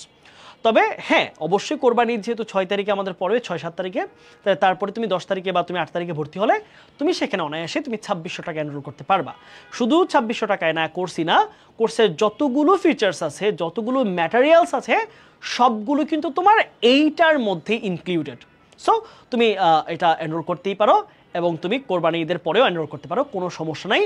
সব কিছু, সব ম্যাটেরিয়াল, সব এক্সাম সিস্টেম, প্রত্যেকটা সার্ভিস এর মধ্যে তুমি পেয়ে যাবা। ঠিক আছে? ওকে, চলো আমরা চলে আসি আমাদের পরের। দেখো মোহাম্মদ আলী, তোমরা জাস্ট একটু ভাবো আমরা কিরকম সার্ভিস দিচ্ছি। এই যে ক্লাসগুলো আমরা চালাচ্ছি, এটা কত ব্যাচে জানো? 24 ব্যাচের অ্যাডমিশনের যে প্রোগ্রাম শুরু হয়েছে। এই যে তাদের ঢাবির পরে অনেক জায়গায় তাদেরকে নিয়ে আর কেউ কিছু ভাবে না, আমরা ভেবেছি। আমরা একটা স্টুডেন্টকেও এটা ভাবতে দিই না যে তোমার সামনে পরীক্ষা, তুমি এটা প্রশ্ন বুঝো না। আমরা দেখো, আমরা জগন্নাথের আগে জগন্নাথ স্ট্যান্ডার্ড প্রশ্নে আমরা ক্লাস নিয়েছি, আমরা জাবির আগে জাবি স্ট্যান্ডার্ড ক্লাস নিয়েছি, আমরা রাবির আগে রাবি স্ট্যান্ডার্ড ক্লাস নিয়েছি, চবির আগে চবি স্ট্যান্ডার্ড ক্লাস নিয়েছি, আমরা কুবির আগে কুবি স্ট্যান্ডার্ড ক্লাস নিয়েছি, খুলনার আগে খুলনা স্ট্যান্ডার্ড ক্লাস নিয়েছি, এবং সবার শেষে গুচ্ছর আগে ক্লাস নিয়েছি, এবং ন্যাশনালের আগেও আমরা একটা করে প্রশ্ন অ্যানালাইসিস ক্লাস নিয়েছি যেন তোমাদের পড়াটা রিভিশন হয়। সো এই 24 ব্যাচের সার্ভিস এখনও পাচ্ছে, তাই না? হ্যাঁ, এগুলো প্রাইভেট ব্যাচে হচ্ছে না, কারণ এগুলো প্রাইভেট ব্যাচে আমাদের ইয়াও ছিল না। আমরা বলেছি যে আমরা প্রাইভেট ব্যাচে আমরা শেয়ার করে দিব, তোমার কাজগুলো করতে পারবা। তো তোমাদের নিয়ে আমরা শুরু করব ইনশাল্লাহ, তোমাদের একদম শেষ পর্যন্ত সাকসেসফুল না বানানো পর্যন্ত আমরা এই পুরো জার্নি তোমাদের সাথে করতে থাকবো। ঠিক আছে? আচ্ছা আসো, আমরা আরো প্রশ্ন আছে, আমরা সেগুলো সলভ করি। হ্যাঁ দেখো, a boat journey is dash then journey by road. Okay, আচ্ছা এখানে দেখো আমরা যখন দেন দেখছি, খেয়াল রাখবা দেন আছে, এর মানে কি? এটা হচ্ছে একটা কম্পারেটিভ ডিগ্রি। কি? কম্পারেটিভ ডিগ্রি, তাই তো? Comparative degree. তাহলে কম্পারেটিভ ডিগ্রি যদি হয় তাহলে মাথায় রাখতে হবে আমার কি হয়, আমার ইয়ার যুক্ত হবে, অ্যাডজেক্টিভের সাথে, অথবা মোর যুক্ত হবে, রাইট? এখন কখন ইয়ার হয় কখন মোর হয় সেটা একটু খেয়াল করো। যখন তোমার মনোসিলেবল হবে, রাইট? মনোসিলেবল অর্থাৎ যেই শব্দগুলো তুমি একবারে উচ্চারণ করতে পারো। হ্যাঁ, টল, টলার, টলেস্ট, তারপরে হচ্ছে ধরো short, shorter, shortest, hot, hotter, hottest, তারপর হচ্ছে কুল, কুলার, কুলেস্ট। তার মানে যেগুলো একবারে উচ্চারণ করা যায় সেগুলোতে মোর, মোস্ট আসবে না কখনো। আর মোর কখন আসবে? ধর হচ্ছে মনোসিলেবল না, সেটা হচ্ছে ডাইসিলেবল। হ্যাঁ, ডাইসিলেবল বা ট্রাইসিলেবল বা মাল্টিসিলেবল যেগুলো আছে, অর্থাৎ বড় শব্দ, beautiful, more beautiful, most beautiful, fantastic, more fantastic, most fantastic, authentic, more authentic, most authentic. তাহলে সেফ শব্দটা তো আমরা একবারেই উচ্চারণ করতে পারতেছি, তাহলে যেই শব্দটা একবারেই উচ্চারণ করা যায় সেটার জন্য মোর, মোস্টের যাওয়া যাবে না। তাহলে কি হচ্ছে, যেহেতু কম্পারেটিভ আমার পজিটিভে হবে না, তাহলে আমার কি লাগবে? সেফেস্ট। এটা কোথায় বসে? সুপারলেটিভে বসে। এটা বসে হচ্ছে পজিটিভে, তাহলে এটা হচ্ছে না। মোর, মোর আসবে না ছোট শব্দের ক্ষেত্রে। কি হবে? উত্তর হচ্ছে সেইফার। উত্তর কি হচ্ছে? সেইফার। ওকে, তারপর আসি আমরা 21। ওকে, এটা একটা আমাদের কি থেকে আসছে? এটা হচ্ছে আমাদের কনজাংশন থেকে আসে একটা প্রশ্ন। হ্যাঁ, কনজাংশন বা লিঙ্কার্স। তোমরা এই টপিকটার নাম দিতে পারো conjunction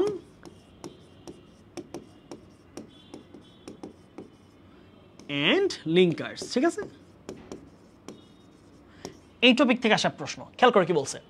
dash the restaurant was small, the food was excellent. এই প্রশ্নটা তোমার কিচ্ছু বোঝা লাগবে না, তুমি শুধু প্রশ্নের শেষ অংশটুকু মনোযোগ দাও। ওয়াজ স্মল, রেস্টুরেন্টটা কি ছিল? স্মল ছিল, খাবারটা ছিল অত্যন্ত দারুণ। তাহলে দুইটা কথা কি ভিন্ন ধর্মী না? দুইটা বিপরীতার্থক কথাকে কে যুক্ত করে? দুটি ভিন্ন ও বিপরীতার্থক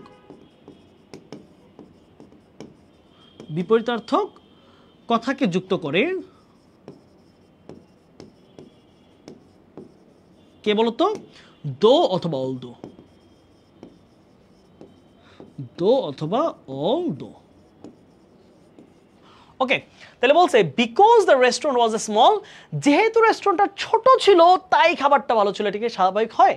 না, সচরাচর এটা হয় না। যে রেস্টুরেন্ট ছোট একদম, ধরো হচ্ছে কোনো ভালো এস্টাবলিশমেন্ট নাই, সেগুলো ভালো হয় না। অনেক সময় খাবার মান ভালো হয় না, সো এটা হবে না। দেন কিন্তু কোনো মানে কনজাংশন না। দেন কিন্তু দুইটা ক্লজকে কানেক্ট করে না, সো করে না, এই জায়গার মধ্যে সো হবে না। উত্তর কি হবে? Although. Although the restaurant was small, the food was excellent. যদিও রেস্টুরেন্ট অনেক ছোট ছিল, তবে খাবার ছিল অসাধারণ। তাই না? তাহলে বিপরীত দুটা কথা। তাহলে রেস্টুরেন্ট ছোট বাট খাবারটা ছিল অসাধারণ। তাহলে দুটা বিপরীত, বিরোধার্থক কথা যদি হয় তাহলে কি হবে? এরকম হবে। দেখি আমরা 22, সবাই একটু দেখো তো কি পাচ্ছি। Lima showed dash the photographs. Lima আমাকে ছবিটা দেখালো। খেয়াল করো সেন্টেন্সের প্যাটার্নটা। এখানে লিমা কি? লিমা হচ্ছে আমাদের সাবজেক্ট, রাইট? তাহলে এই শোড কি? শোড হচ্ছে এখানে একটা ট্রানজিটিভ ভার্ব। কি? ট্রানজিটিভ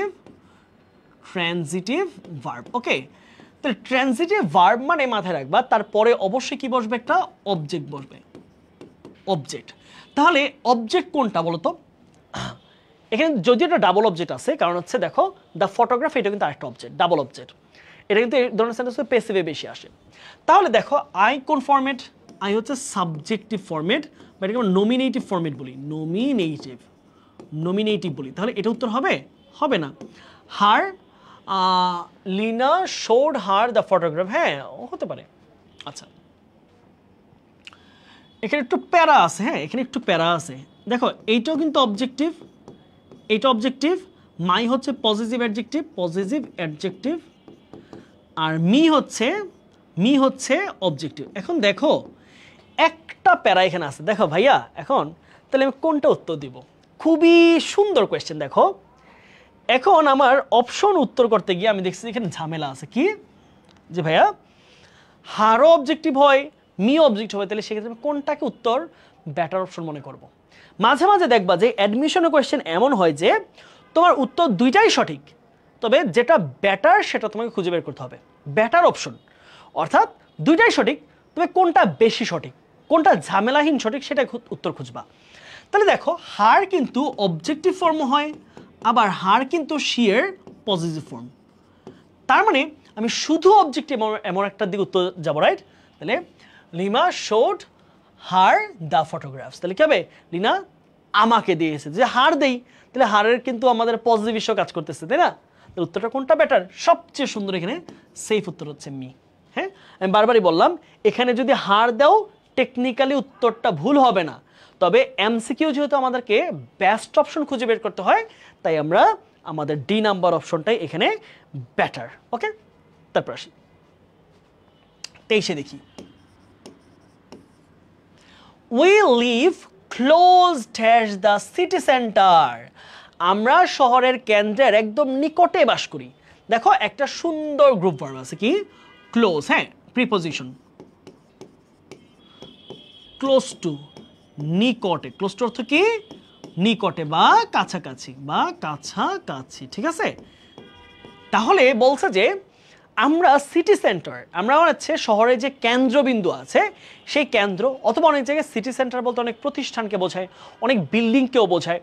তাহলে বলেছে দেখো যে আমরা will live close touch the city centre, আমরা সিটি সেন্টারটা একদম কেন্দ্রে, একদম সেন্ট্রাল সিচুয়েশনে বসবাস করি। কি হবে উত্তর? কি হবে? Preposition two. কি হবে? Close two. ক্লোজ টু কোনো কিছুর সন্নিকটে, কোনো কিছুর কাছাকাছি আমরা বলছি ক্লোজ টু। তাহলে কি হচ্ছে? Close to. We live close to the city centre. 24-এ আসি। দ্য অপোজিট অফ ব্ল্যাক, এটা মনে হয় পারে না এমন শিক্ষার্থী থাকা উচিত না। বলেছে দ্য অপোজিট অফ ব্ল্যাক, ব্ল্যাকের অপোজিট কি? অর্থাৎ কালো। এই কালো শব্দের অপোজিট কি বলেছে, রাইট? তাহলে কালোর অপোজিট কি হবে? হোয়াইট। শেষ।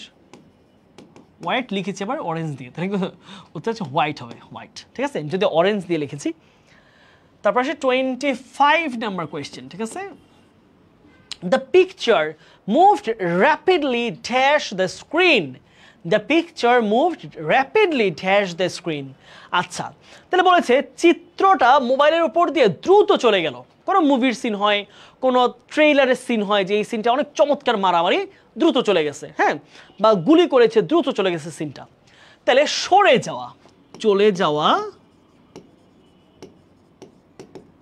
বা সরে যাওয়া একটা ফ্রেজ আছে। সরে যাওয়া আমরা কি বলি? Move on.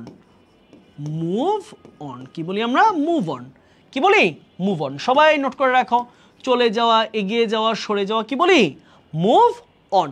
তাহলে মুভের সাথে কি হবে? ইন হবে, ওভার হবে না, মুভ অন। একেবারে কমন, একেবারেই কমন একটা প্রিপোজিশন, খুব কমন প্রিপোজিশন। ওকে, আমরা আশা করছি এইটুকু আমরা বুঝেছি।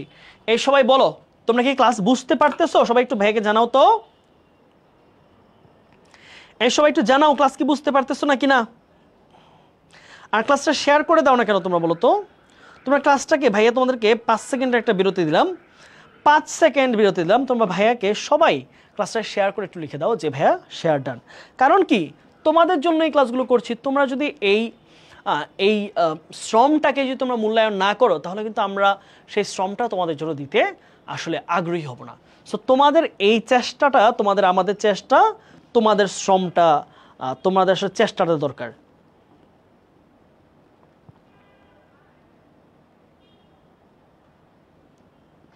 দেখি কারা কারা ক্লাসটা শেয়ার দিচ্ছ একটু ভাইয়া দেখি তো দ্রুত।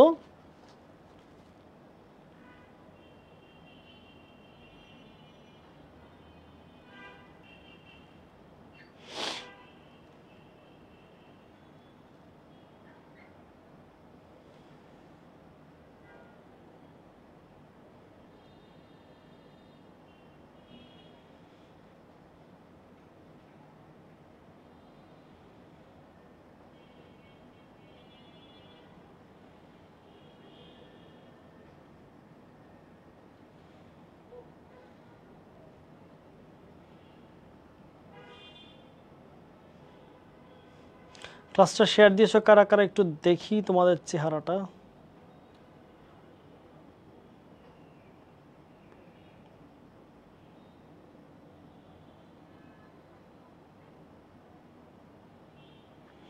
জি ভাইয়া, এই যে অনেকে শেয়ার দিচ্ছে, হ্যাঁ সবাই অনেকে বলছে জি ভাইয়া, জি ভাইয়া। হ্যাঁ, অলরেডি 11টা শেয়ার হয়ে গেছে আমাদের। হ্যাঁ, ফাইন ফাইন, চলো ওকে, চলো আমরা আরও কিছুক্ষণ ক্লাস করি। হ্যাঁ, আমাদের যদি এখনও রাত 10:15 বাজে, সমস্যা নেই, আমরা আরও কিছু প্রবলেম আছে, আমরা শেষ করি। দেখো আমাদের এখনও আমরা 27 নাম্বার স্লাইডে আছি। আমাদের এখনও যেতে হবে কোথায়? 37 নাম্বার, আরও 10টা স্লাইড আমরা পড়বো। ঠিক আছে, চলো ওকে। আমরা এই মুহূর্তে আরো একটা প্যাসেজ পড়বো। হ্যাঁ, আমরা আরো একটা প্যাসেজ বুঝে বুঝে পড়বো। চলো সবাই একটু মনোযোগ দাও ভাইয়ের সাথে। কি বলছে দেখো, read the following passage and answer questions 1 to 5। তাহলে আবার 1 থেকে 5, মানে 5টা প্রশ্ন আমাদের কোথা থেকে আসছে? প্যাসেজ থেকে আসা 5টা প্রশ্ন আমরা উত্তর দিব। চলো। In countries where English is a non native language, খুব মনোযোগ দিয়ে বলছো, যেই দেশের মধ্যে English is a non native language. Non native মানে কি? ধরো ব্রিটেনে ইংলিশ নেটিভ ল্যাঙ্গুয়েজ, তাদের মাতৃভাষা, তাই না, তাদের নিজস্ব ভাষা। আমেরিকা ইংলিশ তাদের নিজস্ব ভাষা। তারপর হচ্ছে ধরো তুমি অস্ট্রেলিয়া যাও, তাদের নিজস্ব ভাষা ইংলিশ। তুমি হচ্ছে কানাডায় গেলে তাদের নিজস্ব ভাষা ইংলিশ। নিউজিল্যান্ডে গেলে তাদের নিজস্ব ভাষা ইংলিশ। ধরো হ্যাঁ, তাদের যদিও একটা যে মাওরি ভাষাও তাদের আছে, হ্যাঁ, তাদের নৃগোষ্ঠী বা আদিবাসীদের ভাষা। তাহলে বলছে in countries where English is a non native language, তাহলে যেই দেশের ইংরেজি নন নেটিভ ভাষা, ধরো আমাদের নন নেটিভ ভাষা ইংলিশ, আমরা সেকেন্ড ল্যাঙ্গুয়েজ হিসেবে ইউজ করি, তাই না? আচ্ছা, the major model for both writing and speech, তাহলে কথা বলার এবং লেখার ক্ষেত্রে সবচেয়ে বড় মডেল সেই ক্ষেত্রে ইংলিশের কোনটা? Have generally been the standard varieties of British and American English, তাহলে সেইখানে কোন ইংলিশ থাকে? তাহলে সেই সব দেশের মধ্যে বেশিরভাগ হয় ব্রিটিশ ইংলিশটা অ্যাকসেপ্ট করে অথবা আমেরিকান অ্যাকসেন্টটা অ্যাকসেপ্ট করে লেখার ক্ষেত্রে এবং বলার ক্ষেত্রে। তারা বলা হচ্ছে যেসব দেশের মধ্যে ইংরেজি তাদের নেটিভ ল্যাঙ্গুয়েজ না, ধরো ইন্ডিয়ার কথা বলো, শ্রীলঙ্কার কথা বলো, বাংলাদেশের কথা বলো, আমাদের নেটিভ ল্যাঙ্গুয়েজ ইংলিশ না, আমরা বাংলায় কথা বলি, ইন্ডিয়ার হিন্দির কথা বলে, অনেক ভাষার কথা বলে, পাকিস্তানের ভাষা মানে উর্দুতে কথা বলে। সো আমাদের ক্ষেত্রে আমাদের ইংরেজিটা হবে দুইটা, হয় ব্রিটিশ না হয় আমেরিকান, এটাই বলছে। The choice between them has dependent on various factors, তাহলে কোন দেশের মধ্যে আমেরিকান ইংলিশটা চলবে, কোন দেশে ব্রিটিশ ইংলিশটা চলবে, এটা অনেকগুলো জিনিসের উপর নির্ভর করে। Whether the country was formerly British or American colony, যেমন হতে পারে ওই দেশটা পূর্বে কোন দেশের কলোনি ছিল, কোন দেশের একটা, যেমন বাংলাদেশ, ভারত, পাকিস্তান, আমরা তিনটা দেশে কার কলোনি ছিলাম? আমরা কার অধীনে ছিলাম? ব্রিটিশদের। তাহলে আমাদের এখানকার অ্যাকসেন্ট, আমাদের এখানকার লেখার ধরন সব কিছু হবে হচ্ছে ব্রিটিশ ইংরেজি অনুযায়ী। আবার আমেরিকার আন্ডারে ছিল যেসব দেশ, সেসব দেশের মধ্যে হবে হচ্ছে আমেরিকার অ্যাকসেন্ট অনুযায়ী, এটাই বলছে। Which of the two had most, আচ্ছা আরেকটা কথা বলছে যে ব্রিটিশ আর American colony its proximity, proximity মানে কি? মানে হচ্ছে নৈকট্য, নৈকট্য, হ্যাঁ, ইটস প্রক্সিমিটি টু ব্রিটিশ আর আমেরিকা, কোন দেশ কোন দেশের সাথে নৈকট্য বেশি, কোন দেশ কোন দেশের কাছাকাছি, কোন দেশ কোন দেশের আচার আচরণ বেশি মেনে চলে। Which of the two had most influence its economic, তাহলে ওই ভাষাগুলো তাদের অর্থনীতি, কোন দেশের ভাষা তাদের অর্থনীতি, সংস্কৃতি এবং বৈজ্ঞানিক উন্নতির ক্ষেত্রে বেশি সম্ভাবনা রেখেছে, and the current commercial or political relation. তাহলে দেখো যে বাংলাদেশের অর্থনীতির ক্ষেত্রে, বাংলাদেশের চিন্তাভাবনার ক্ষেত্রে, হ্যাঁ বাংলাদেশের অর্থনীতি, তাহলে কোন দেশের অর্থনীতিতে, কোন দেশের রাজনৈতিক পরিস্থিতিতে কোন দেশ ভূমিকা রাখতেছে। যদি ব্রিটেন যদি ভূমিকা রাখে তাহলে ওই দেশের ভাষার সাথে ব্রিটেনের সম্পর্ক হবে। আবার যদি কোনো দেশের অর্থনীতি, রাজনীতি, তারপর হচ্ছে সায়েন্টিফিক ডেভেলপমেন্ট, এগুলোতে যদি আমেরিকা অবদান বেশি রাখে তাহলে ওই দেশের অ্যাকসেন্টটা আমেরিকান হবে। অ্যান্ড দ্য ওকে, এটুকু বললাম। এরপর কি বলছে দেখো, ইন সাম কান্ট্রিজ, কিছু কিছু দেশে both British and American varieties আর টট, কিছু কিছু দেশে ব্রিটিশ ভ্যারাইটিটাও পড়ানো হয়, আমেরিকান ভ্যারাইটিটাও পড়ানো হয়। অর্থাৎ স্পিকিংয়ের ক্ষেত্রে বা রাইটিংয়ের ক্ষেত্রে ইংলিশের ক্ষেত্রে ব্রিটিশটাও থাকে, আমেরিকানটাও থাকে। সামটাইমস ইন ডিফারেন্ট ইনস্টিটিউশনস, কোনো কোনো ক্ষেত্রে আলাদা আলাদা প্রতিষ্ঠানে হয়, কোনো প্রতিষ্ঠানে শুধুই আমেরিকান, কোনো প্রতিষ্ঠানে শুধুই British. Sometimes in the same institution, কোনো কোনো ক্ষেত্রে একই প্রতিষ্ঠানে হয়। The situation has been changing in those countries where English is the second language, কিন্তু যেসব দেশের মধ্যে ইংরেজি হলো দ্বিতীয় ভাষা, অর্থাৎ তাদের মাতৃভাষার পরেই অফিসিয়াল ল্যাঙ্গুয়েজ হচ্ছে ইংরেজি, সেসব দেশের মধ্যে অবস্থাটা একটু পরিবর্তন হচ্ছে। Used extensively for international, international মানে কি? দেশের, দেশের অভ্যন্তরীণ, হ্যাঁ দেশের অভ্যন্তরীণ পারপাসেস, তাহলে দেশের অভ্যন্তরীণ পারপাসগুলোর ক্ষেত্রে যেমন ভারতের মধ্যে অনেকগুলো ভাষা ভারতের, তাহলে ভারতের অনেকগুলো ভাষার মধ্যে যদি তাদের এক অঙ্গরাজ্যের সাথে আরেক অঙ্গরাজ্যে তাদের যদি কোনো কার্যকলাপ হয়, কোনো যদি ইস্যু ঘটে, তাহলে সেটা কী দিয়ে সলভ করবে?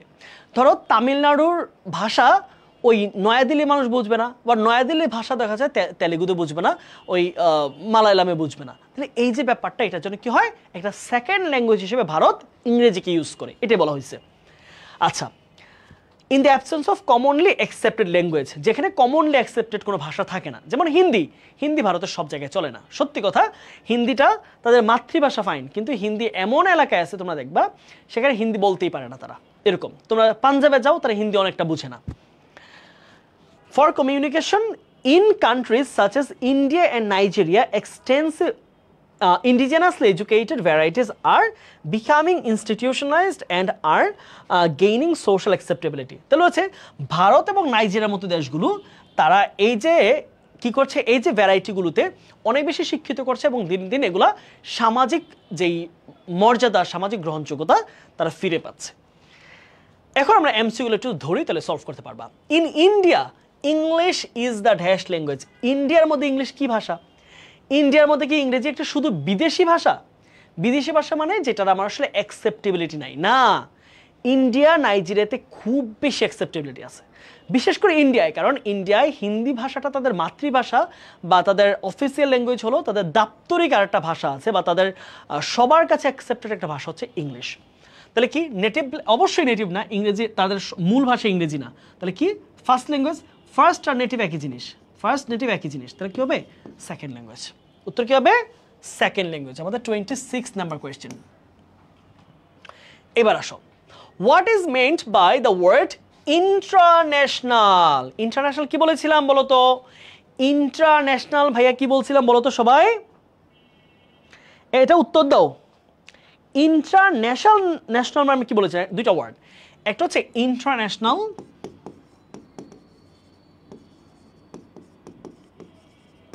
আর এটা হচ্ছে ইন্টারন্যাশনাল। হ্যাঁ, দুইটা। দেখো, ইন্টারন্যাশনাল শব্দের বাংলা হচ্ছে আন্তরাষ্ট্রীয়, আন্তরাষ্ট্রীয়, আন্তরাষ্ট্রীয়, ঠিক আছে?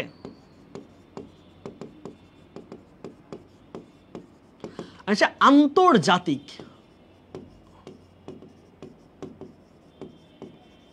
আন্তর্জাতিক। দেখো, ইন্টারন্যাশনাল মানে কি? Within the country, within the country মানে দেশের ভিতরে, দেশের ভিতরে। আর এটা কি? এটা হচ্ছে দেশের বাহিরে। তাহলে কি হবে? কি বলতে পারি এই জায়গার মধ্যে আমরা, যে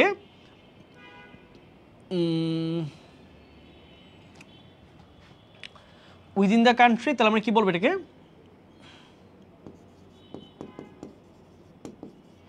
উইদিন ভেরিয়াস কান্ট্রিজ, ওকে, অনেক দেশের মধ্যে।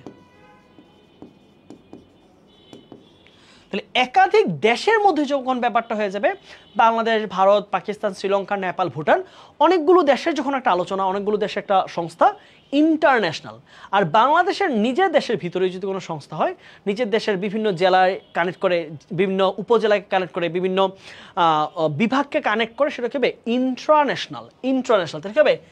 Within the nation, within the nation, ঠিক আছে? তোমরা কি উত্তর করতেছো না? যে তোমরা কমেন্ট করতেছো?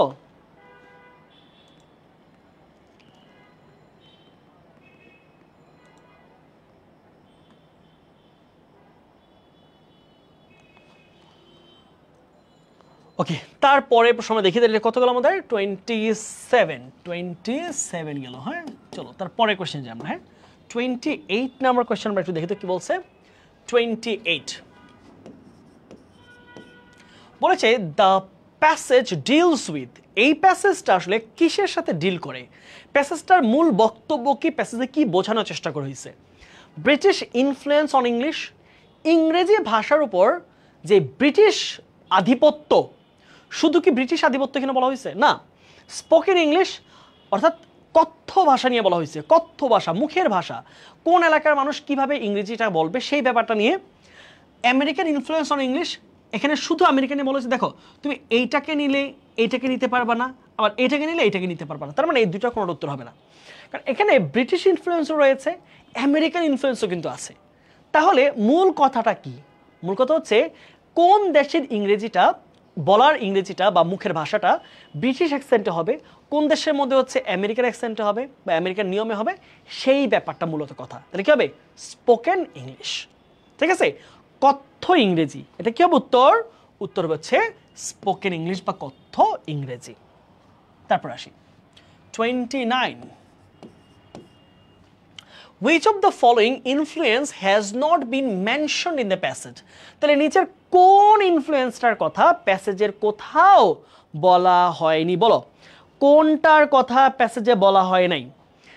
ফাইন্যান্সিয়াল বলা হয়েছে, প্যাসেজে বলা হয়েছে, ফাইন্যান্সিয়াল বলা হয়েছে, রিজিওনাল ওই যে লোকাল পলিটিক্স, হ্যাঁ রিজিওনাল বলা হয়েছে না, ওই যে এক এক রিজিয়ন এক এক রকম, যে কোন এলাকাটা প্রক্সিমিটি কোন দেশের সাথে, তাহলে আমার কোন দেশের সাথে প্রক্সিমিটি, আর হচ্ছে আমেরিকান দেশের সাথে কোন দেশের নৈকট্য, ব্রিটেনের সাথে কোন দেশের নৈকট্য, তাহলে দুই দেশের প্রক্সিমিটি কার আঞ্চলিক সম্পর্ক কীরকম, তাহলে সেটার উপর কিন্তু ডিপেন্ড করতেছে। ন্যাশনাল, হ্যাঁ অবশ্যই আলোচনা করা হয়েছে, ন্যাশনাল পলিটিক্যাল, তাহলে কি হবে? সাইকোলজিক্যাল কোনো আসপেক্টের ব্যাপার কিন্তু এখানে আসে নাই, মনোবৈজ্ঞানিক বা মনোজাগতিক কোনো বিষয়ের সাথে কি সম্পর্ক ভাষা সেটা কোনোভাবে এখানে আসে নাই। ওকে, আমরা সম্ভবত 30টা দিয়ে আজকে শেষ করবো। হ্যাঁ 30 নাম্বার কোয়েশ্চেন দিয়ে আমরা আজকে শেষ করবো। 30, choose the correct form of verb in the sentence. Okay, খুবই সুন্দর একটা question. Many a student dash his or her time in idleness. ওকে, এই প্রশ্নটা ভাইয়া তোমাদের জন্য দিচ্ছি, বলো তোমরা কি হবে? খুবই গুরুত্বপূর্ণ একটা টার্ম, খুবই গুরুত্বপূর্ণ একটা প্যাটার্ন। সবাই এই প্রশ্নটা সবাই একটু সলভ করো। হ্যাঁ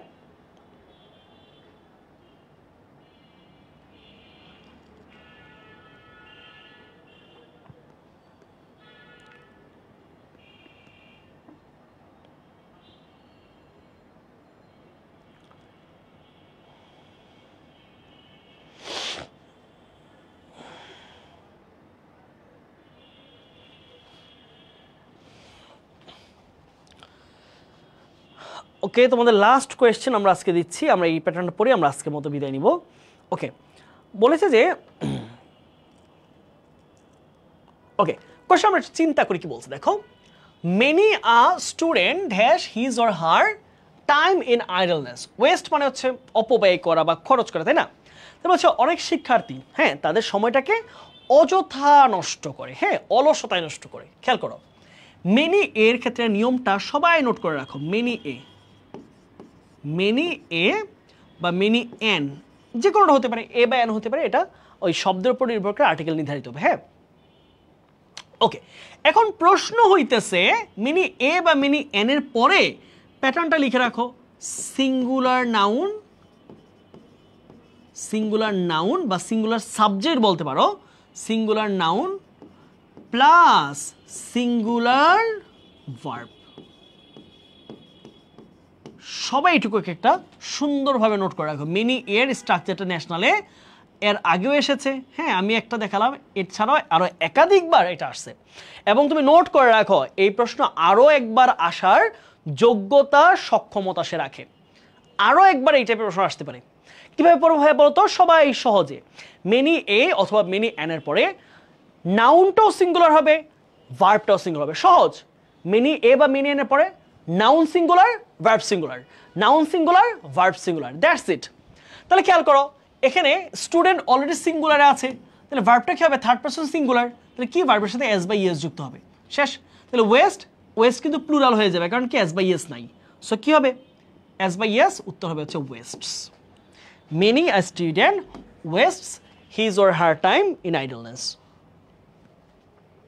ওকে, আমরা এই প্রশ্নটা দিয়ে আজকে শেষ করছি। হ্যাঁ লাস্ট কোয়েশ্চেন, ওয়েস্ট হবে না, এটা ওয়েস্টস হবে। হ্যাঁ সিঙ্গুলার ফর্মের সাথে এস বাই এস যুক্ত হয়, সিঙ্গুলার ফর্মের সাথে এস বাই এস যুক্ত হয়, প্লুরালের সাথে হয় না।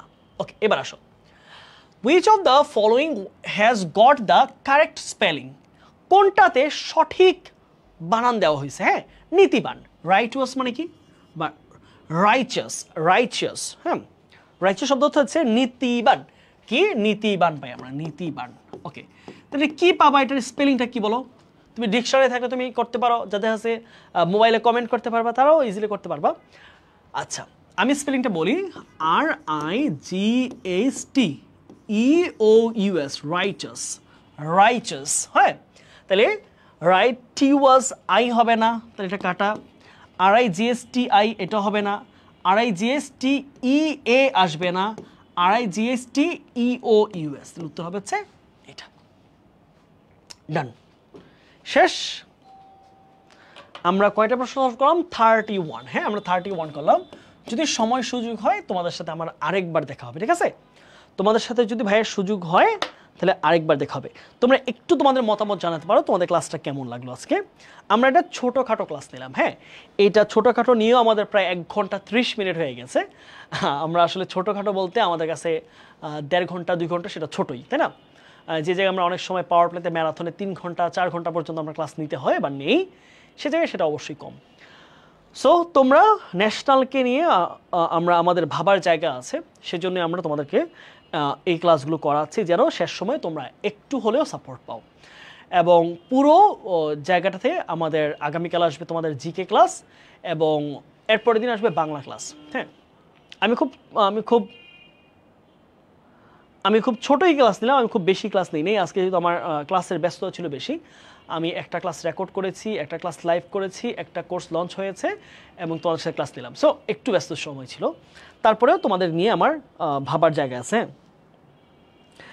এক্সামের আগে কি আর কোনো এক্সাম নেবেন ভাইয়া? আর একটা ক্লাস হলে ভালো হতো ভাইয়া। আচ্ছা, বুঝতে পেরেছি। যদি তোমাদের আরও একটা ক্লাস দিই তাহলে তোমাদের ভালো হয়, তাই তো? আচ্ছা, তাহলে ভাইয়া চেষ্টা করব যদি সম্ভব হয় তোমাদের জন্য যেন আরেকটা ক্লাস দিতে পারি। হ্যাঁ, তবে জিকে আর বাংলা ক্লাসগুলো করে ফেলো। আমি চেষ্টা করব যেন শেষ মুহূর্তে আরও এরকম একটা 30টা প্রশ্নের বা 35টা প্রশ্নের আরেকটা তোমাদের 1.5 থেকে 2 ঘন্টার একটা রিভিশন দিতে পারি। হ্যাঁ, সো আজকে এখানেই শেষ করছি। সবাই ভালো থাকো। আর 25 ব্যাচের যারা আছো তোমাদের জন্য বেস্ট প্রোগ্রাম বলে দিচ্ছি, একদম চোখ বন্ধ করে বেস্ট প্রোগ্রাম হবে আমাদের ঢাবি খ বিভাগ পরিবর্তন। যতটা মুখে বলছি তার চেয়ে কয়েক গুণ বেশি সার্ভিস তোমরা এই কোর্সে পাবা, যেটা শুধু আমরা বলে বেড়াবো না, তা একদম তোমাদের প্রমাণ করে দেখাবো। ওকে, তাহলে আজকে এখানে শেষ করছি। সবাই ভালো থাকো, সুস্থ থাকো, আমার জন্য দোয়া করো। তোমাদের জন্য অনেক অনেক দোয়া রেখে আজকের মতো শেষ করছি। Till then stay happy, দেখা হচ্ছে পরের ক্লাসে। Till then stay happy and stay with SCP. Okay, আল্লাহ হাফেজ।